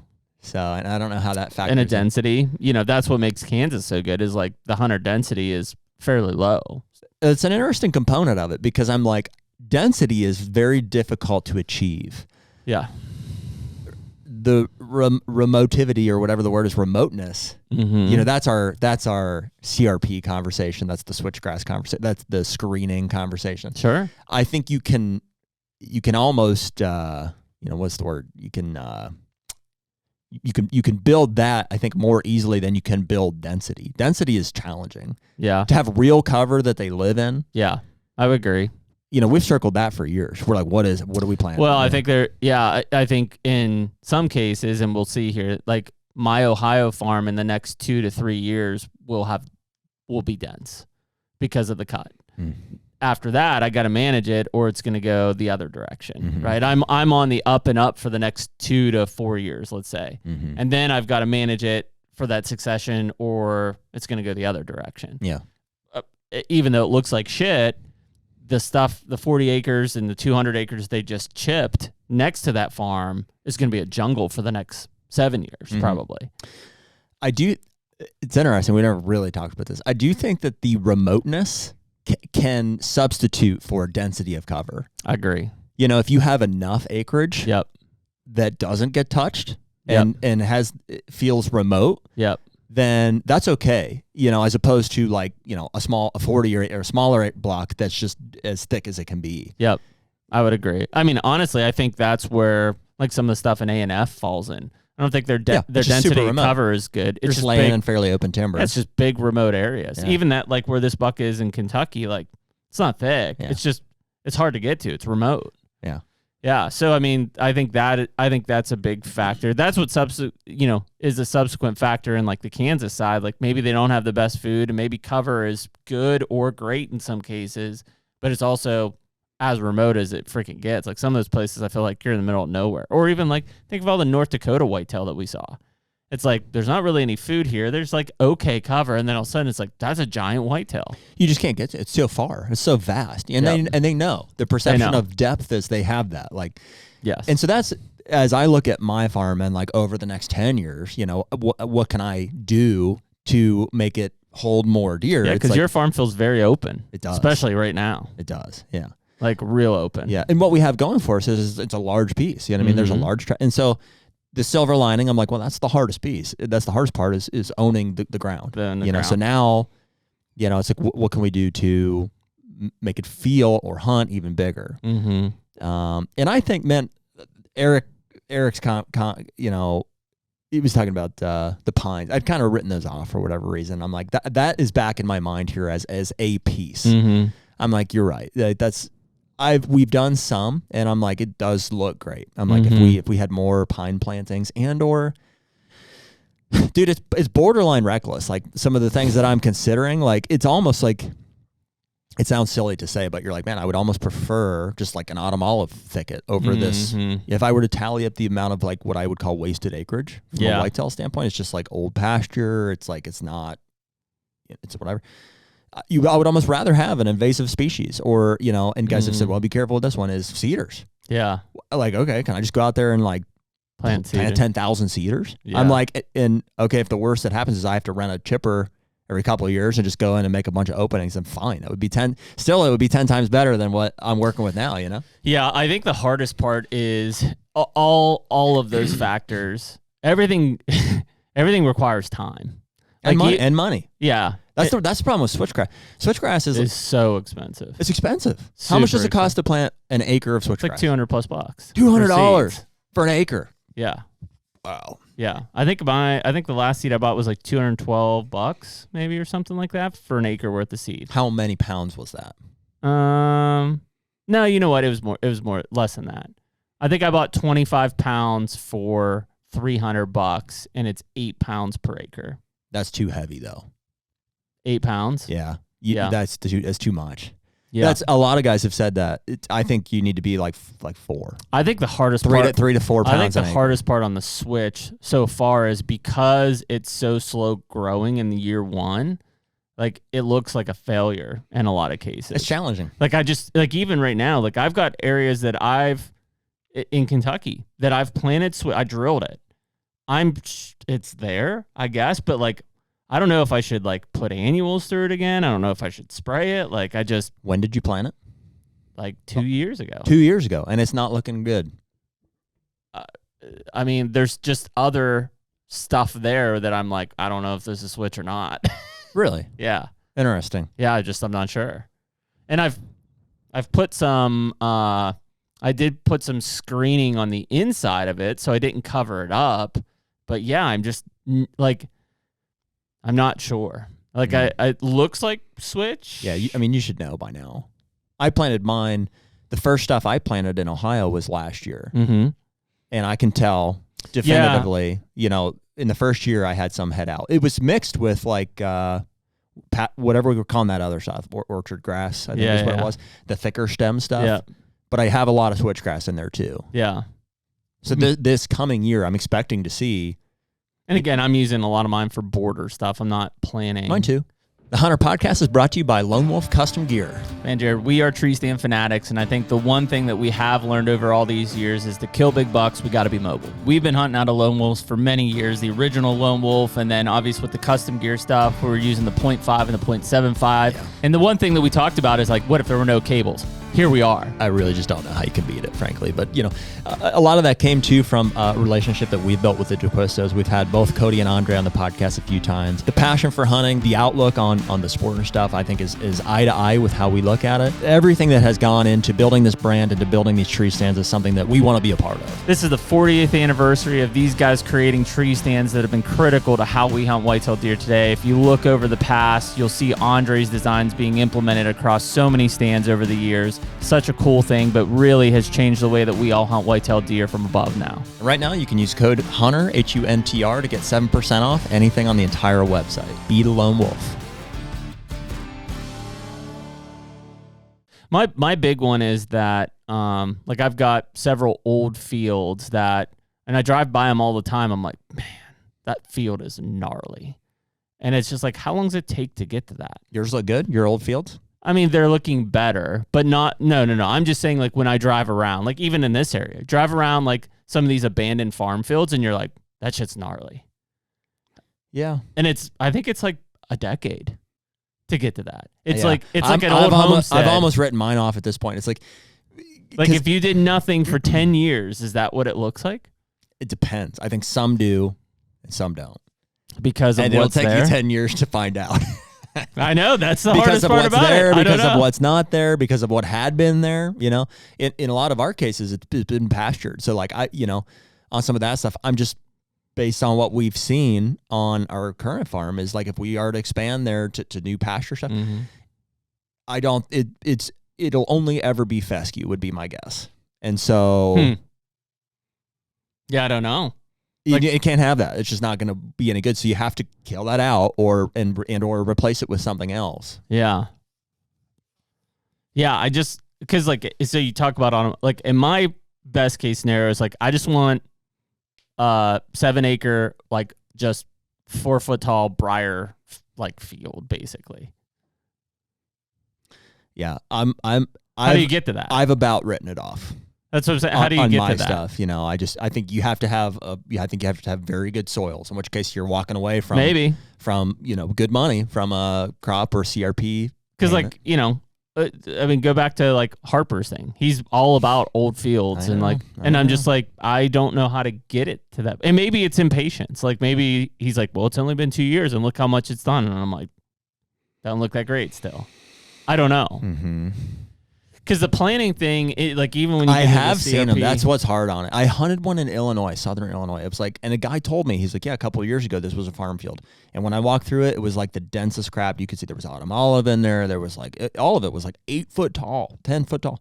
I'm like, ours just doesn't do that. I know. I don't know. That's what I'm trying to like reproduce. I'm like, how do I make this? Because, the more, and it's not like we have a ton of experience, and I know Greg we'll talk to him for the next week podcast, but like the more that we're around CRP, the more that I'm like, it does something for the insulation of the property and the woods, but they surely aren't using it like I thought they use CRP. They're not just like out there laying in it. Maybe in the summertime or something, I don't know. But like during the hunting season, I don't see a 5-year-old just stand up and like, okay, I'm going to go eat in this food plot and walk over. I think they will, depending on the the density of the grasses. You know, I mean, why would they though? There's no food in it. There's no browse. Like they want to get up. Well, there should be. That's what I'm saying. The density of, like, you don't want, you know, we're into this conversation now about the density of your switchgrass basically. So if it's like, if you have 10 acres and it's only switchgrass, it's going to look the best from a structure standpoint, but there's nothing else for them in it. And it's also, in some cases, it's too dense. Like there's just no additional structure.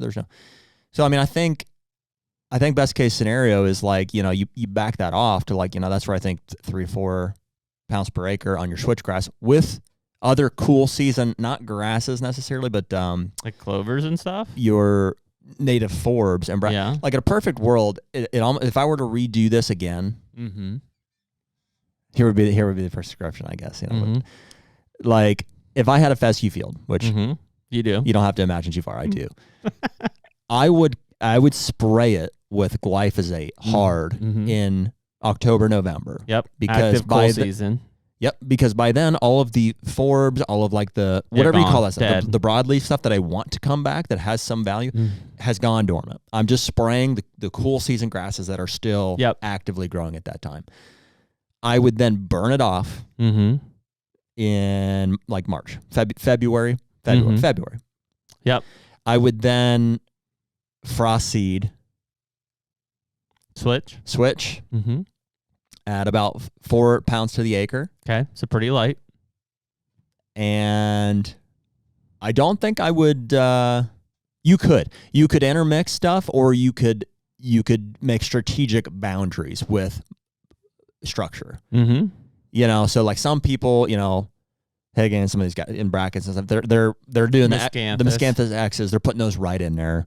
I just don't have as much experience with those. I don't know. I mean, I would be more inclined to do edge. I would be more inclined to do visual barriers and border structure in something like, you know, a spruce or a cedar planting. And so in that sense, I would do smaller. So in a perfect world, you have cedar, you have a coniferous border, visual border to roads, between waterways. Yeah. You know, you have all this. Not in the switch necessarily. Though. Not in the switch, yeah. Because you got to burn it. You have to burn it. So then, and interiorly, you would have switch mixed with forbs and native browse with as little cool season in there as possible. But some's fine. I mean, those little pockets, that's where they're going to bed. So I think then over the long term, they'll bed between your visual, you know, your structure and your switch. Yep. Does that make sense? So you have almost like a checkerboard of all that. You've got like, think about how much edge and structure you can give to a property by doing the boundaries in something like a pine tree planting. Yep. But then having the interior with, you know, your good stuff and your switch. I think that's the thought. I think they still want something else structurally in that 7 or 10 acre field, which is the hardest part. Like what? Something to be up against a bush. You know, yes, maybe the Miscanthus X. Yeah, I mean, I'm sure they use that. I also think they want browse. Like, it's like how, in that case, it's like, how do I think that is your browse, though. What's that? All the stuff that had gone dormant in October, November, that comes back the following year. Yeah, but that's not browse. That's forbs, which is still only like 10% of a deer's diet. I'd freaking broadcast clover, and at the same time you do switch. But then do they leave? I don't care. I'm not that far. Yeah. I'm not at that point. I guess so. I'm at the point where, from like a burn standpoint, like I want to seed in like blackberry and greenbrier and black raspberry. Like I want like briars in there. That's like super high quality browse. So why not? Why not? I can burn can you it. frost seed that stuff? I don't know. Can you buy that stuff? I don't know. Like, I mean, commercially you can, like for gardens and stuff. I don't know about for what, but like you want because you can burn that stuff in the wintertime and kill that old growth top off, and then new growth will come in from the root system. Yeah. Like that's what you want. That is creating that old field effect. It's like, how do you, and Harper, not that I'll listen to this, but if he did, he'd be like, you can't do it. But how do you expedite the old field growth cycle? Like that's what you want. You want structure, you want woody browse, you want cover in an old field. Yeah, it's just the diversity of all that stuff. I mean, some of it's there naturally. I think the more you can limit competition, that's with your fall spraying. And then maybe some of it you can seed in. So maybe along with your switchgrass. I think you need the switchgrass for. I think that is your. Yeah. That's it's what holds everything together. It does. Yeah, it's the glue. You know. Yep. But I don't think that it achieves the same level without a border. I think you have to have some sort of a border. It's funny though. I mean, I drove by one probably yesterday when I was coming back from Ohio, and it's just this like, I don't know, 7 to 10 acre field that probably was ag or cattle pasture at some point, and it's gnarly, just thick, gnarly, and I'm like, how do I make that? Anymore, I'm thinking that's too big. Like I don't see any point to having like something that big without any structure running through it. I'll give you a great example. So we've talked about this before. You know, I used to kill all my deer behind Penn Trafford High School. And so there was a ball field, and then behind the ball field, they had all the equipment company at one point. Well, it started as just like, I don't know, tall grasses, right? Like, and there was literally this mound on it that I would sit and like shoot deer off of. And, you know, so I was 12 or 13 at that time. I think I was in college, you know, so 7 to 8 years later. And I remember my dad coming through that same section. By that time it's what we're talking about. It's gnarly, it's thick, and like pushing like 20 plus deer out of an acre. Yeah. You know, because it had gone from just being, you know, tall grasses and stuff to now it's like, it's a jungle. Like you're walking through that, you can hear like the briars just ripping off of you and deer just popping up like rabbits, you know, and it's like, that's what I want. Yeah. Does it literally take 7 to 8 years, or is it specifically like what's in the soil and what that is to get it to that point? And then how do you know? They all have to be plannable things too. I mean, like, because you can't wait 8 years and then be like, oh shit. Right. Exactly. Didn't work. Exactly. Yeah. I mean, I think if you want to make sure, you got to plan it. Which is hard when you're talking about creating like these like browse and briars. I don't know if you can. Like I don't know if you can just like. Can you buy briars? Like, yeah, I'm sure you can. Yeah, because they used to sell like multiflora. They distributed that seed. It looks like that's what you want, but 25. It's 25 seeds in a pack. So like for $18. And again, that's the Western one. I would assume that here's a common blackberry seed. Here you go. From Ernst, which I've heard of before. Common blackberry seed for Pennsylvania. $432 per pound. Wow. Holy balls. So what does a pound get you? What's that do for you? I mean, I would assume if the other guys are selling 25 seeds, that's what they look like. What do they look like grown? Like yeah. Like briar. Yeah. Interesting. I mean, that's what you want, right? Yeah. So, I mean, a component of it for sure. So, I mean, I don't know, like if you did like just spritz some of that in there. A quarter pound, so that'd be like $100 and some bucks. Did a quarter pound, like almost like a wildflower. Like those are super light seeds. Like you're right. They're expensive, but they're very light. And if you did that, then that'd be what you want. Sure, you'd mix that in. Rubus alleghaniensis is the one. Well, yeah. I mean, so I guess what you could do is if you wanted to try to replicate, that's what I would want. Whatever it was, an old field, or you'd go out there and analyze what plants are in it, and then to expedite it, you would burn it, burn it, and then plant it. I think burning gets rid of your thatch. It gives you, but before you burn, you have to kill out what you don't want. Yeah, because burning's not going to do anything for. And then you get your seed to soil.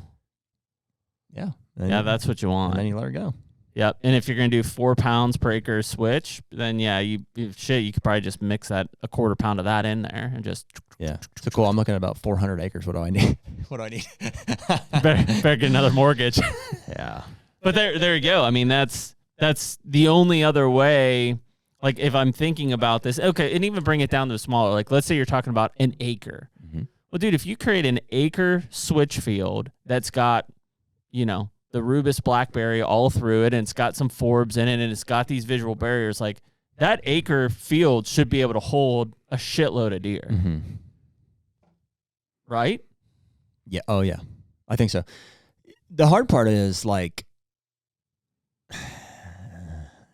it is expensive, and you can hold a lot of deer, and it's like, and it's hard for me to conceptualize because I'm looking at like, a cattle pasture is easily 20 acres, 30 acres, 40 acres of nothing. Yeah. And so I'm like, there's so much ground out there. Mm-hmm. It's hard for me to visualize like, and even if you made the investment to say, okay, I'm going to do like a 5 acre block here. It's like okay, so it's just like an island, or it's like, how does it tie into the rest of the property there? So, and I think a lot of that is like, you almost have to build the frame before you build, you put the drywall up type of an analogy. You're saying like the structure of like, this is the shape, this is the outside structure, and then fill it in. Yeah. Yep. And I think a lot of these seeds that we're talking about and switch and all that, I think that's all drywall.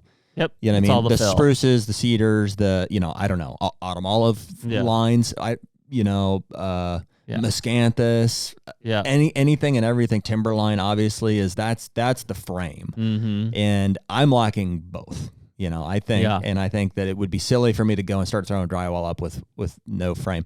So a lot of mine stuff is going to be re-looking, I think, at pine plantings and strategically taking out, some certain areas of ag to start to re-implement some of that structure and stuff. So that's the first time I've ever said it that way, though, and that is actually helpful for me to think I like of it that a lot. It's hard for me to fathom that because all I have is woods and trees and structure. I need to remove them. I need to open it up. Yeah. And then we've danced around a lot. Like at some point, like I need to figure out how to do some timber burns. Yeah. Like I need to cut, open sunlight up, burn the thatch off, and then. So alternatively, best case I think is you could have done. It's not worth it at this point, but just for fun, I would say you should have burned first before a timber cut. Mm-hmm. Right. Just to buy yourself the most time, or like maximize the impact, is like you would want to first thing you'd want to burn it. Yep. And then you would want to because you're going to put fuel load on the ground when you cut. Yeah, that's right. And you'd rather just burn whatever the fuel load is on the ground. Maybe even before that, you would want to treat invasive. So it's like step one, treat invasives. If you have low hanging, bush, whatever, honeysuckle, Florida, like blah, blah, blah. Mm-hmm. And then go in and burn it. Mm-hmm. And then open the canopy. Before you cut it, you may want to go in and plant, like you'd want to intermix cedars and stuff, like even more your density, like you just dibble bar in a bunch of cedars on your south facing slopes, on your, wherever you want to isolate cover. And then fell all your trees. So that's what I was looking at is like, because... Why not? We're getting crazy here. Why couldn't you just also broadcast in some switchgrass into... I think you could. After you've burned and before you cut? Yep, I think you could. That would be wild. I think you could. Yeah, no, I mean, you could burn it, later on from a management standpoint. But yeah, I mean, that's it. Like when we start to think about these like micro pockets in the woods, because the nice thing is, in this year will be better than last, but like, the places that we cut in Ohio, which I did not burn, just literally was opening up canopy. Like there were some like substantially thick areas, like just, immediately all the briars and stuff that were just like ready to explode, blew up, and that'll just keep going. It's fun. You can see a lot of guys can go out in a dense piece of timber and find a tree that fell down and created a hole in the canopy. And it's like, see what's in the soil. There it is. Well, you'll see there's just a big circle of like, dense cover on the forest floor now. Exactly. That'll tell you what's there. So then replicate that for half-acre blocks or, quarter-acre blocks or whatever you're doing. But I do like the aspect of what then can you add to that block? Yeah. Maybe it is, a couple pounds of switch per acre type of thing. And maybe it is some more blackberry, or maybe it is some planted dibble bar cedars and stuff. And then all of a sudden, it's like, from a habitat side, you've created this half acre or whatever it is bedding area defined, which not only is going to help you hold deer, but from a hunting standpoint, you're like, this is where they're probably, if he's coming from this area all the time, he's using this. Right. He's using it. You're creating a bedroom. You're building him a bedroom. Right. And so if you can replicate that across, I don't care if you've got 50 acres, if you can do 5 of those across 50 acres, you've got 5 definitive bedding spots. Not saying they're not going to bed elsewhere, but it's like, that's the primo spot. That is the executive suite there. Yeah. Yeah. I mean, that seems like the equation. It's just, it can be expensive, you know. Yeah. It can be It's expensive. It can be time-consuming. time consuming, and not just to do it, but it can take time to develop too. I mean, it's not rocket science in the sense that's like, I don't think you necessarily want to you don't want a contiguous stand of anything. Like, I think too many cedars is bad, too much switchgrass is bad. Like, they need edge, structure, diversity, and food all in one. I agree. You know, so it's like you almost like it could be as easy as like strip of pine trees, strip of pine trees, strip of pine trees, strip of pine trees. In between it all, you know, maybe some combination of like what we're talking about there. Yeah. After you've killed the cool seasons out of it, whatever's going to come back naturally. Switch. Your blackberries and the other forbs you want to mix in, switch, and clover. Yep. Boom, boom, boom, boom. Run down over it. And like, they have the structure, they have all the stuff, they have the food. Hunting them is another, you know, is the challenge. I mean, but the conversation at very first few of us are like, I can't get this 10-year-old buck to come out of his thicket. Yeah. It's like, how do you just get them to live, you know, to survive, to utilize the property? I mean, especially in the daylight hours thing. I mean, I think that's the one thing that, you know, it's still extremely hard. We were just talking about obviously like tight rack and stuff. It's like if he's on you all the time at night, great. But like if you're not controlling his daylight movements and location, I mean, you're dead. You have zero effect on him. Right. I think that becomes the biggest piece. Well, you're just not going to be effective at hunting him. Well, you're not going to be effective at protecting him either. Right? Like that's the hardest thing for people to understand. It's like, it's cool when you get these bucks at night and stuff. If you do not have that deer utilizing your property in daylight hours, you have zero effect on him. Well, and unfortunately, I don't think you can control it. I think they're their own. But you can maximize what you have and increase your opportunity of like, I mean, yeah, definitely. If they like what you got, why would they leave? I'm still going to say they're still venturing, but like, no, I think you can have everything, and if they live somewhere else, they live somewhere else. Yeah, absolutely. They may come in for a period of time. Like if you have the only food and there's a foot of snow on the ground, then yeah, they'll move in and they'll live. Well, but I think that's the time frame we're talking about is like some of these deer that are 1 year old, you are literally training them to use your property, to make it your home. Yeah. I don't know if you can. Truthfully, I don't know. I mean, you don't think that you have deer that are just homebody deer that like just don't leave your property? For sure you do. Yeah. I can't say definitively that it's because of any management that I've done. Sure. Yeah. I would agree with that. Yeah. I do think that those deer that are homebodies, if the more of all the stuff we're talking about, you certainly can occupy most, if not all, of their daylight activity. Agree. But if they just naturally live somewhere else on a neighboring property, it almost seems like it doesn't matter how much you have there. Yeah, you can't change their entire behavior. They might. I'm sure it has happened, I'm sure, but I haven't heard anybody say like, I think that deer used to live there, and then I did this stuff, and now they live here. I think that's the growing aspect. I think that's the getting these deer used to like, hey, I'm safe and secure, and I have food here at 2, and then at 3, and then at 4, and at 5, and you don't give him a reason to go anywhere else. Not saying he won't, but from a homebody perspective, like there's definitely deer that I'm like, there's a couple deer in Ohio that one in particular, this is the first year that I haven't seen him in December. I am assuming he's dead because every other year he's just existed there. Like he's just always there. Yeah. Maybe he moved. Maybe he's on somebody else's corn pile or, you know, whatever. But I think you so rarely see it work out because guys that are putting that level of input into their property are also hunting it equally as hard. So I think it, you know, and it has the opposite effect. You can have all the habitat in the world, but if you hunt it wrong or it's a death or too much, you know, that's the main thing they're trying to get away of. You know, it's great if you have blackberries and stuff, but that ain't gonna hold them. You know, that guy has a rifle, so you just keep walking in through the same place right through his core area every time. Yeah, it's tough. I mean, time is the biggest thing because it's like when you get into these, you're like, okay, that makes sense. Even thinking like, all right, here's this half acre, right? We can all identify a spot and we're like, I'm going to transition and turn this half acre into the executive suite. It's a staged approach. It's burning, it's cutting, it's planning. It's like, it's all of these things. Eventually it is like, okay, now just let it go. But the lead up to that, to prepping one of those areas is pretty intense. Mm-hmm. Yeah, and a lot of times you're behind the ball. That's where I find myself. I'm like, it'll be because during the season I'm not thinking about spraying. Usually I'm like, I'm hunting.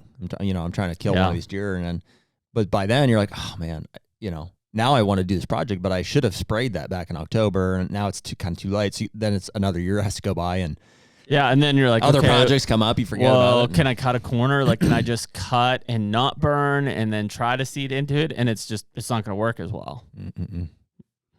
That's just what happens when you get in time crunch. You're like, okay, what of these things can I cut out? So, yeah, I mean, I think that the more that we get into it, and a lot of these things, again, if you're only one person on the farm, it's like there's only so much shit you can do. Like, whether it's, finding somebody that you can basically say, hey, here's what I want burned, and they're doing it. Like, that's a huge one. There's definitely groups that are out there doing TSI type stuff, to where you could say, hey, here's the map, here's the 5 acres that I need TSI'd and cut. You have those options to outlet it. It's just most of us want to do it ourselves. Yeah. It's a lot of fun. I mean, dude, and especially that time of year seems like at least we need the therapy at that point. Yeah, what else are we going to do? Tractor time and, for tree plantings and for all that. It's a lot of fun. I mean, that's some of the most rewarding parts of deer hunting, I think. The discouraging part sometimes is like you have to look at it in perspective of like your neighborhood. Like, it's like, you can put as much cover and make as many pinches and do as much awesome stuff on your thing, but if they're getting killed by the neighbors anyways, then, it's you can only, it seems like you can only have so much of an impact. I mean, maybe some guys are out there that would prove me wrong to say like, hey, I've got 40 acres and I have the best, I've done the habitat and I have one to hunt every year. I'm sure that does happen, but not in bait states. I can tell you that. No, I don't think so. Yeah, I mean that. Well, and I think that comes back to the managing expectations side of it's like, well, what do you want every year? It's like at this point, I just want to be able to have amateur buck to hunt consistently. Well, dude, it's hard. We do get in, not a funk, but it's like, you and I will catch each other being like, I don't know, there's like no deer to hunt or whatever. But but at the same time, it's like, dude, we've got 100 mid-60s deer, probably on that Illinois place right now. That I'm like, man, that's. How many people can say that, and some other, so I'm really, I'm happy about to that. A point. We kind of, said, hey, we could have went out and hunted them in December and January for sure. And we just kind of said, no, we're just going to let him be, and see what he turns into next year. Now we're still learning. The hard part about that property is we're still learning the deer behavior from year to year out there. It's like, okay, here's what we had year 1. Great. Got it. Understood. Killed some bucks. Year 2, it was like the script flipped a 180. And now it's like, okay, so what do we, if somebody said, hey, what deer are you going to have to hunt next year in Illinois? I have no freaking idea because I just don't know what's going to happen in the summertime. Like these deer just do weird things. Well, I think we have an idea, but you're right. I mean, it changed a lot. Do you expect this big 11 to be back next year? I'd hope so. I don't know. But I don't know. I don't know them from last year. No, I don't think we do. I got to guess it's somewhere in between. I think some deer that didn't show up this year, I think will show up again. Yep. And I think some deer from this year will not, and some will. Yeah. I would be inclined to think, because he's been there twice now, that 9. Yeah. He seems homebody-esque in that area. He's been there for 2 years. I mean, he's got one of the better track records.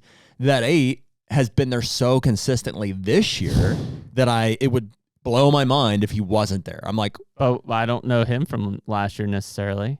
Not necessarily. Yeah. I don't either. I mean, he could have blew up from a 3-year-old and we just looked over. Years have passed to where I'm like, it'll take me a year to figure out who it is. I'm like, oh, like just Yeah. For whatever, you just don't give them enough attention or connect the dots And to be like, oh, it's that deer. It's that deer. Yeah, of course, I will tell you, though, as far as like figuring a property out, just based on the one, our findings earlier, I think that are you with me? Mm-hmm. Some variation of that spot right there. Mm-hmm. You with me? Yep. Kills every deer on the property. I would agree. Everyone. That's that lower third movement. Mm-hmm. Yep. This is challenging. I don't know how we do that. Mm-mm. But most of those deer last year went through this gap as well. No, a lot of them are crossing higher. Yeah. That's why my pin's not there. Yeah. Yeah. So, that's... And again, that'll be beans next year and not corn. That field's not anything. Regardless of what's in that field, I think. I just think that's that lower third movement. Mm-hmm. Just coming around off that. So, and if we can expand our territory, let's say, then that changes. That's maybe just more interior and can be left alone. That's fine. We can pull them up, but... Yeah. But yeah, you're right. In the meantime... Yeah, it's wild. All of them, every single one did that. That property, from how fast those deer cover that ground, is very Midwest-esque in my mindset. Like, I don't see that on any of my home farms, but those deer could be from one end of that property to the other in 10 minutes. Yeah. And just because of the way they're cruising and doing stuff, and I just don't see that anywhere else. I'm not saying that they're not making that big of movements. It's just they're not as visible to do it. Yeah. Yeah. And I don't know if it's because there's more movement as much as it is just it's more intuitive where they're going to go. Sure. So I think at home, like they might do it, but they don't cross as many of our, trot line, your camera setups. Yeah. Yeah, no, I think that's a great spot, though. If you prop it so it goes like straight up, it takes the weight off that, and that might help you. I was freaking... And just pull it towards you. Toit like a tiger. Yeah, so I don't know. I think that farm, that Illinois farm's got a ton of potential on that side. Yeah, these off seasons, and they here we are, it's February, right? And it's like, man, I gotta cut some areas. I need to figure out where I'm doing this. And it's like, these off-season projects are very rapid fire. It goes from frost eating and TSI and cutting to all of a sudden it's like we got to get things prepped for beans, and then it's like it's summer. You're spraying whatever. It feels like every other weekend trying to kill weeds, and they just keep coming back. Well, we got a lot to do. We got and hopefully some tags getting drawn this year. Hoping to go back to Kansas this year. Hoping to go back to North Dakota would be awesome. Is that like March or April we put in for that? For Kansas? No, for Nodak. I think it's March. April is Kansas. Might be even later. I'm not sure. April's Kansas. I've got to get a little chart at home. Mm-hmm. You can check that. I just got my third Arizona elk point. Ooh. I'm getting ready to pick up my fourth Montana elk point. There you go. I have no real end game for some of these, but I don't even know what the situation, like how long it even takes for half of these things. I don't know anymore. either. I'm just buying points. Just buy them. And so you try to sync up and do it together. So like Dad and I are putting in for Arizona, so we got our third point. I have some relatives in Montana. One that is turning out to be a pretty dang good elk hunter in a good area. So at some point, that's a good plus. That's my tentative plan there. Mm-hmm. I think I have some Wyoming ones. We have some Wyoming stuff. I think we'll lean on Eric when the time comes for that. Yeah. Nodak, we kind of figured it out. We're doing that. Yeah. Wonder what Colorado will be like going to draw now. I think they went to a point system. Yeah, so I'm wondering if like maybe not this year because I think it's the first year, but give it 2 or 3 years and like the pressure change and probably some disbursement. Like everybody goes to Colorado from the over the counter. Yeah. Like, I'm not saying it's going to be a huge relief off there, but I bet it takes some pressure off and that herd probably gets better. Has to. You would think. Yeah, I don't know. I haven't really followed it that closely. I don't know if that's what prompted it was overpressure. I think it was. Yeah, would make sense. And they keep putting wolves in that state. A lot of people there. It's a lot of cool stuff in Colorado. Density of people. Yeah, I've seen there's some big there's some big mule deer in Colorado. Yes, there are. Yeah. Yeah. What do you think at this point? Are you due for? I know we kind of pivoted here. Are you still wanting to do an elk hunt at some point? Mm-hmm. In the face of like mule deer opportunities, like are you one over the other? No. I mean, I like the mule deer thing. I think the mule deer thing. I think I just like the Badlands atmosphere. Is like what I like about mule deer hunting from that standpoint. Not saying that I wouldn't like mule deer hunting in Utah or wherever, Colorado. But I think the elk hunting is a different experience than the mule deer side in terms of the call and response and. Oh, it is very much. Yeah. So yeah, I think so. I get my mule. I've been able to at least get my mule deer fix from the North Dakota. Clearly, that's not like a high country mule deer hunt or anything like that, which would be cool as well. It would be. It would be a lot of fun. We should. Yeah. I really want to have. I really want to have South Cox on the podcast at some point. And talk about doing, not with him, but yeah. That may be the kick over the ledge for us to get excited about, like a spike camp. Backcountry mule deer hunt. Yeah. That's the guy. Yep, which would be cool. I think that would be a cool experience. Yeah, I mean, the hard part is like,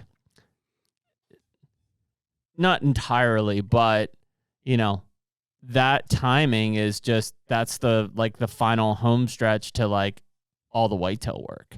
And so, like, you kind of have to take your eye off that ball, and it's hard because it's like, look at all the farms we've got, going on and all the things that we've got going on. And then it's like, you take 10 plus day trip out there and then you go right into whitetail season. And it's like, yeah, you can't really, I don't hunt for a living.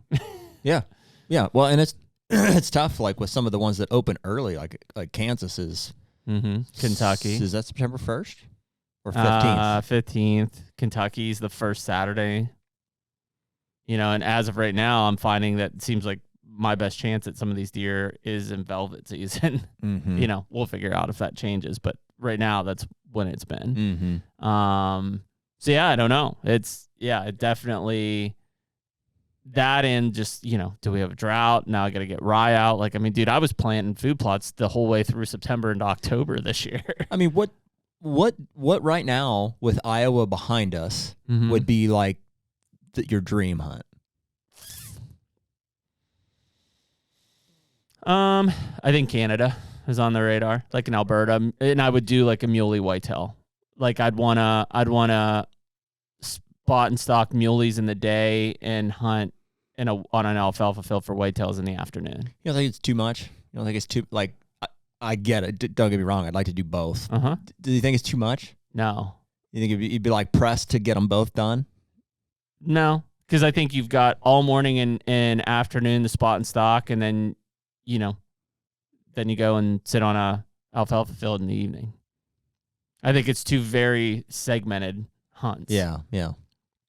I guess with the spot and stalk thing, I'm like, it never really ends to me. Yeah, I mean, you could spot and stalk till dark, but like even when I like reflect on, besides like one for sure I can remember, like a lot of our Nodak stuff, like the only reason it took till dark is like to get to like your deer.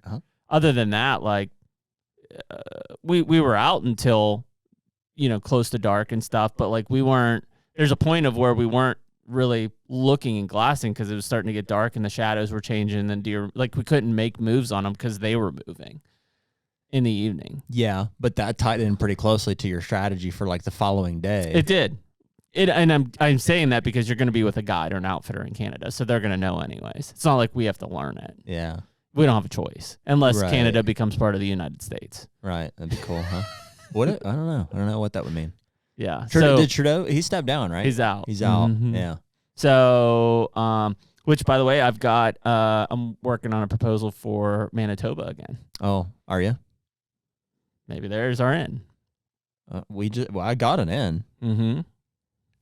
Which Troy? All right. So the question: what are we waiting for? It's just when the timing's right. Timing right. Well, I mean that. Like, do you want to go this year? Well, I think if you're talking about that one, like, he's vetting that one out. We haven't gotten any feedback on that, right? Like, he was just trying to see what was. I was talking about Brett. That's what I was talking about. Oh yeah, dude, Brett would be great. He's Alberta mainly, right? Is that Alberta? I don't know. I think so. Edmonton. It's all the same to me. Yeah. What are you talking about? Drop me a hint. I was talking about Troy's thing. Oh yeah.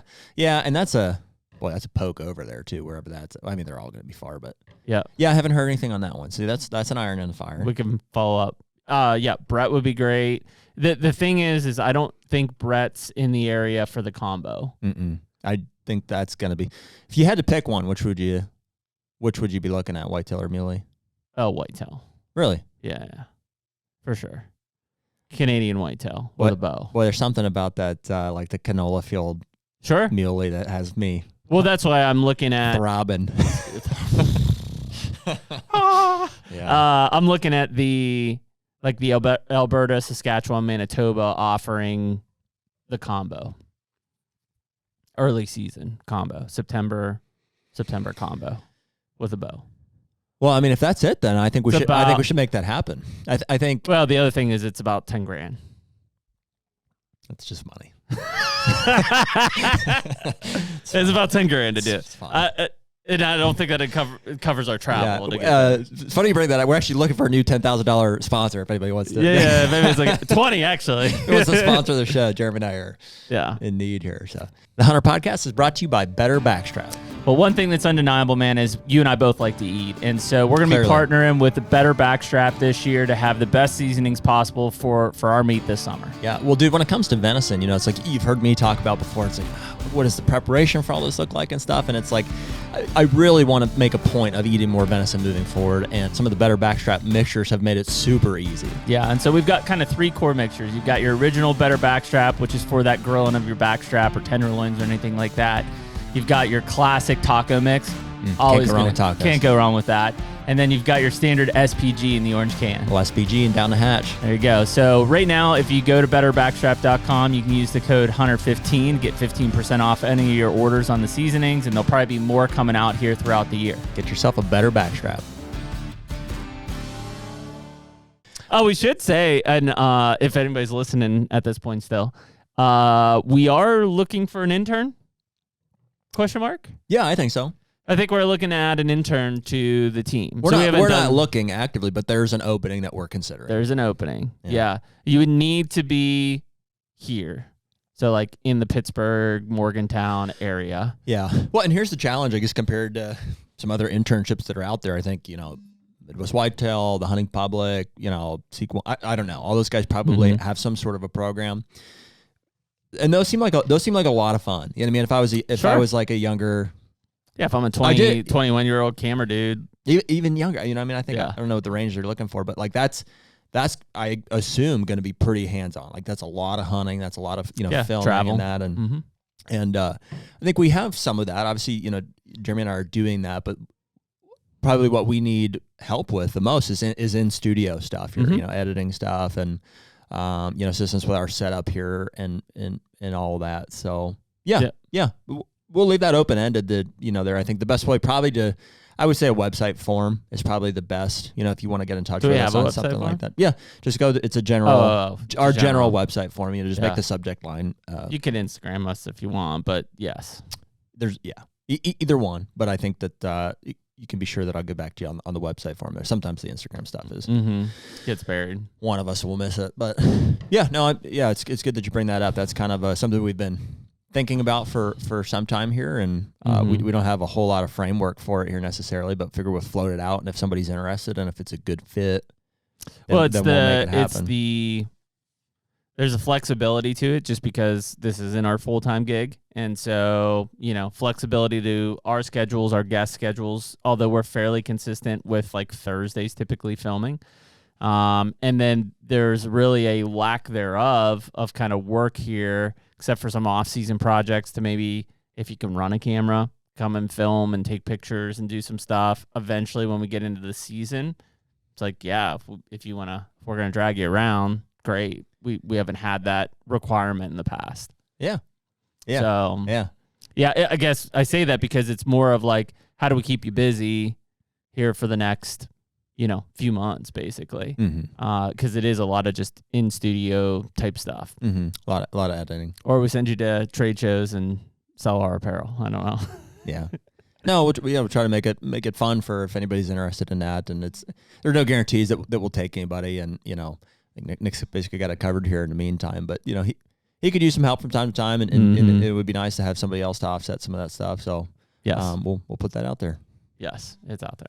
So, but anyways, also, if you have a mule deer whitetail connection in Canada, well, let's do that. Let's do this then, dude. I think know. because if we don't do this, it might not ever happen. I think we should set it in stone for next year.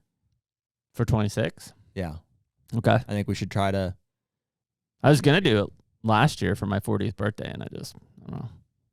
What were you gonna do? I never heard about it. I was gonna go By yourself? I don't know. You Maybe gonna take me? If you want, you got 10 grand. I'll find a way. Just money. It's just money. Yeah. Yeah. I started looking at least, and Emily was like, "You should go. That should be your thing." And I was like, "Yeah, I'll look."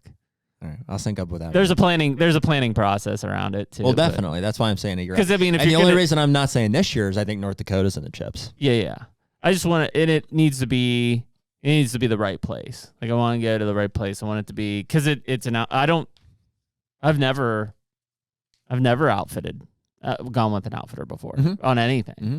And so, like, I want it to be an enjoyable experience for that. And you don't have a choice. Like, you're coming from the U.S., you have to be with an outfitter in Canada. Yeah. At least that's the rules now. So, yes. Actually, we could look Thursday.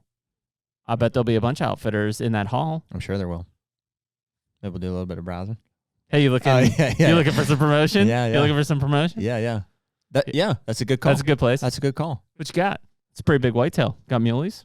That's a good call. Yeah, we'll check that out. That'd be a good one to look at. Cool. I think that's a good 2026 goal. So yeah, if it's like no, don't get me wrong. Like I still would like to do an elk hunt. I'm weirdly hung up on some of these eastern elk just because of the difference thing. Like I enjoyed that Kentucky elk hunt a lot. Like I keep putting in for there. I keep putting in for Pennsylvania. Like the Pennsylvania thing would be like that's a once in a lifetime type of opportunity. But I think the western side would be cool as well. But I think if there's now that Iowa's kind of on the back burner, because that was it for a while. Yeah. I mean, we've been ramping up to that for a long time. Frankly, we got to buy points again this year. We're back to point buying. Yep. I think the Canadian whitetail muley combo with a bow would be awesome. Awesome. I like Canada a lot. I fished up there several times. Like when you talk about remoteness, there's a lot of it. Yeah. It's a different experience for sure. So, a lot of Americans probably never get to experience that. Like what hunting in or just even being in a wilderness setting like that is. Yeah, it's something different. Yeah. And to kill a whitetail in a situation like that would be pretty epic. That would be pretty awesome. Even in some of the most parts of the United States, like the lower 48, it's just, it doesn't reach that level of solitude. I mean, there's been, and I mean, we kind of have to pick and choose our battles, obviously. And maybe this year, if we get, there's a part of me that really has been thinking about the whitetails in the Badlands of North Dakota. Like we saw some giants. They'd be really tough to kill. But we saw some giants. Technically, we could kill them with our any deer if we draw. Mm-hmm. But when you have the muley tag, you might as well use it. I want to go for muleys, but it's because we can go every year for whitetails. Well, every muley hunt is a strategic scouting mission for the backup plan, which is whitetails. And everybody usually goes to eastern North Dakota for whitetails for good reason.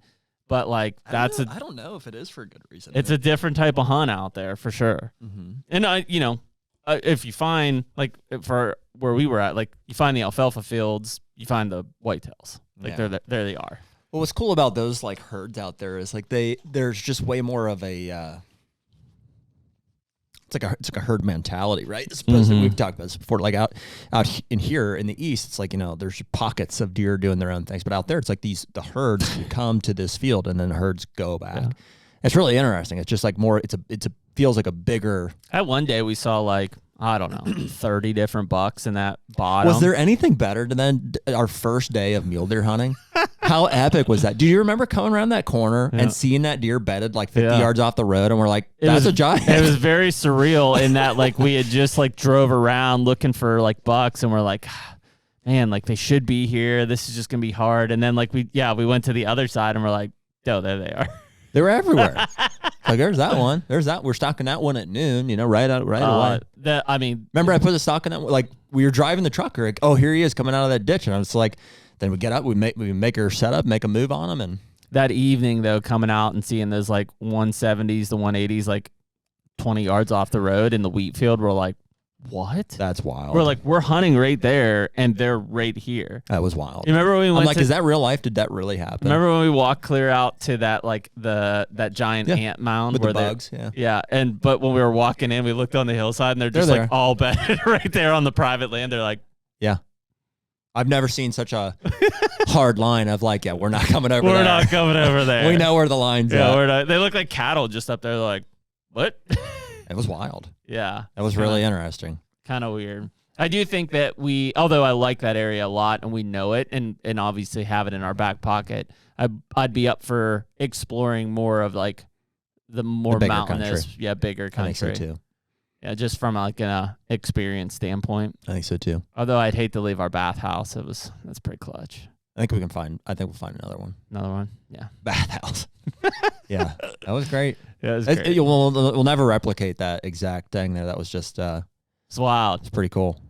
Yeah. But we just stumbled in and just were aggressive. I remember that whitetail that we saw too. I mean, that thing was, there were two of them, but the one that was a booner, right? Oh, dude, that one was like 80s non-typical. Yeah.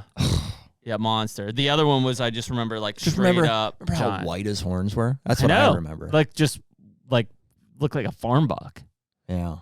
Yeah, monster. I remember, I don't think they were blue, but I remember him like coming out of like it was burning red and like orange bushes, and he just like right up out. I'm like, oh my God, what was that? We didn't see much else on that ranch. That was like one of the further north ones we drove to, huh? Yeah. Yeah, I think I got eyes on a muley when we were there. I lost my binos momentarily on that. Remember that? I was laying there. We had to go back. I lost my rangefinder on your stock when we were stalking for that's right. For yours. Yeah, I lost the rangefinder in that canyon. That was crazy. I should have killed that thing. That was a big deer. That was a big deer. Yeah. That was a 50s muley, don't you think? Oh, yeah. Yeah, that was a big deer. Yeah, that was a really cool buck. I remember when I saw that thing. I couldn't believe like that we saw it. Okay, that's where we just came from. I know, man. Yeah, that place is pretty cool. I mean, not that it wasn't cool like the next year, but I mean, infinitely harder in those grasslands. Like, I mean, I saw 20 plus bucks a day.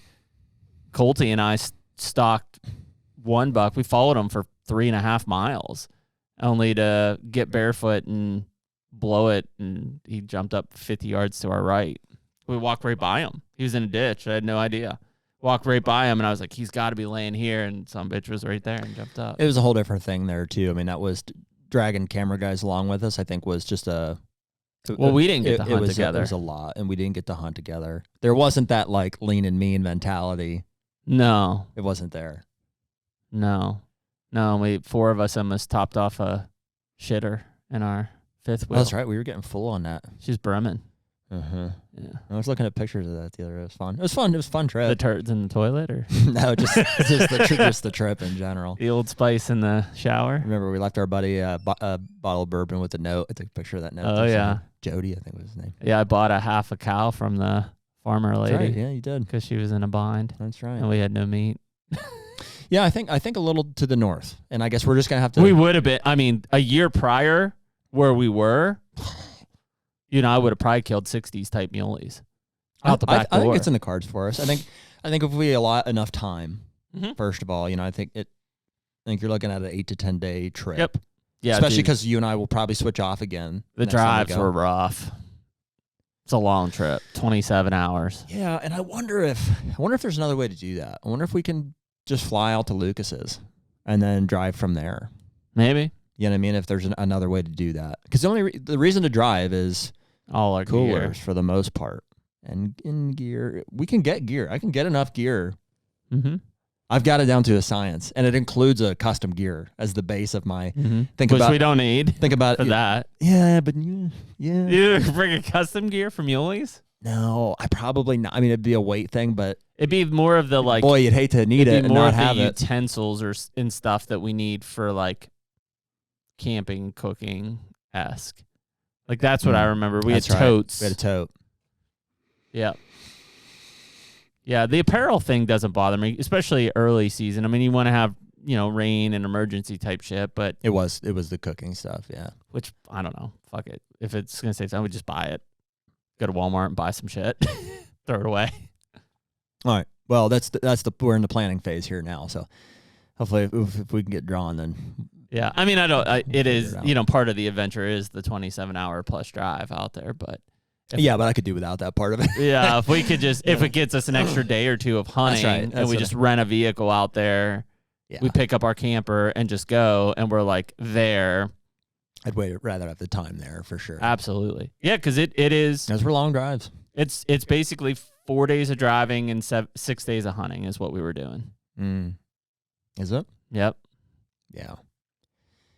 Yeah, it seems excessive on the driving. I don't see a reason that we couldn't pull that together. Mm-hmm.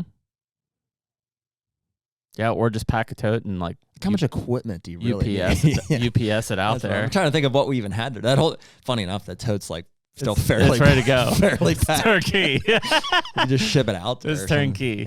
Yeah. No, I mean most of it wasn't too bad. I mean, it's stuff we could probably pick up at a Walmart or whatever. Honestly, we overpack on all when we're driving on those trips because it's we need to have this, we need to have this. I mean, hell, there's 75 Cliff Bars still in the bottom of that thing probably. Mm-hmm. And it's well, we never got into it that far. We tagged out in 2 days. Not the second time. We were there we grinded for all 6 or 7 days. All time, yeah. And we started in South Dakota and then went to North Dakota. Uh-huh.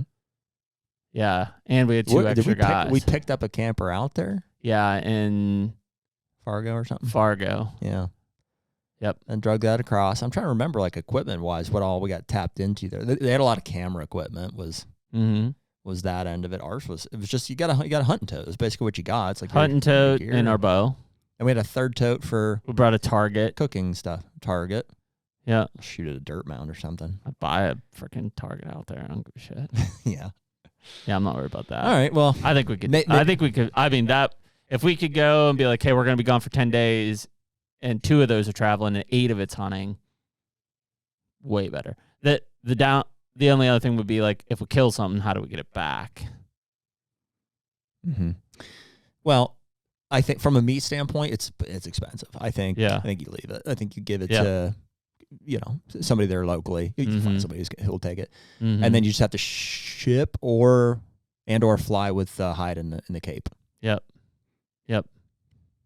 That's what I did with my North Dakota buck a couple of years ago. So what'd you do?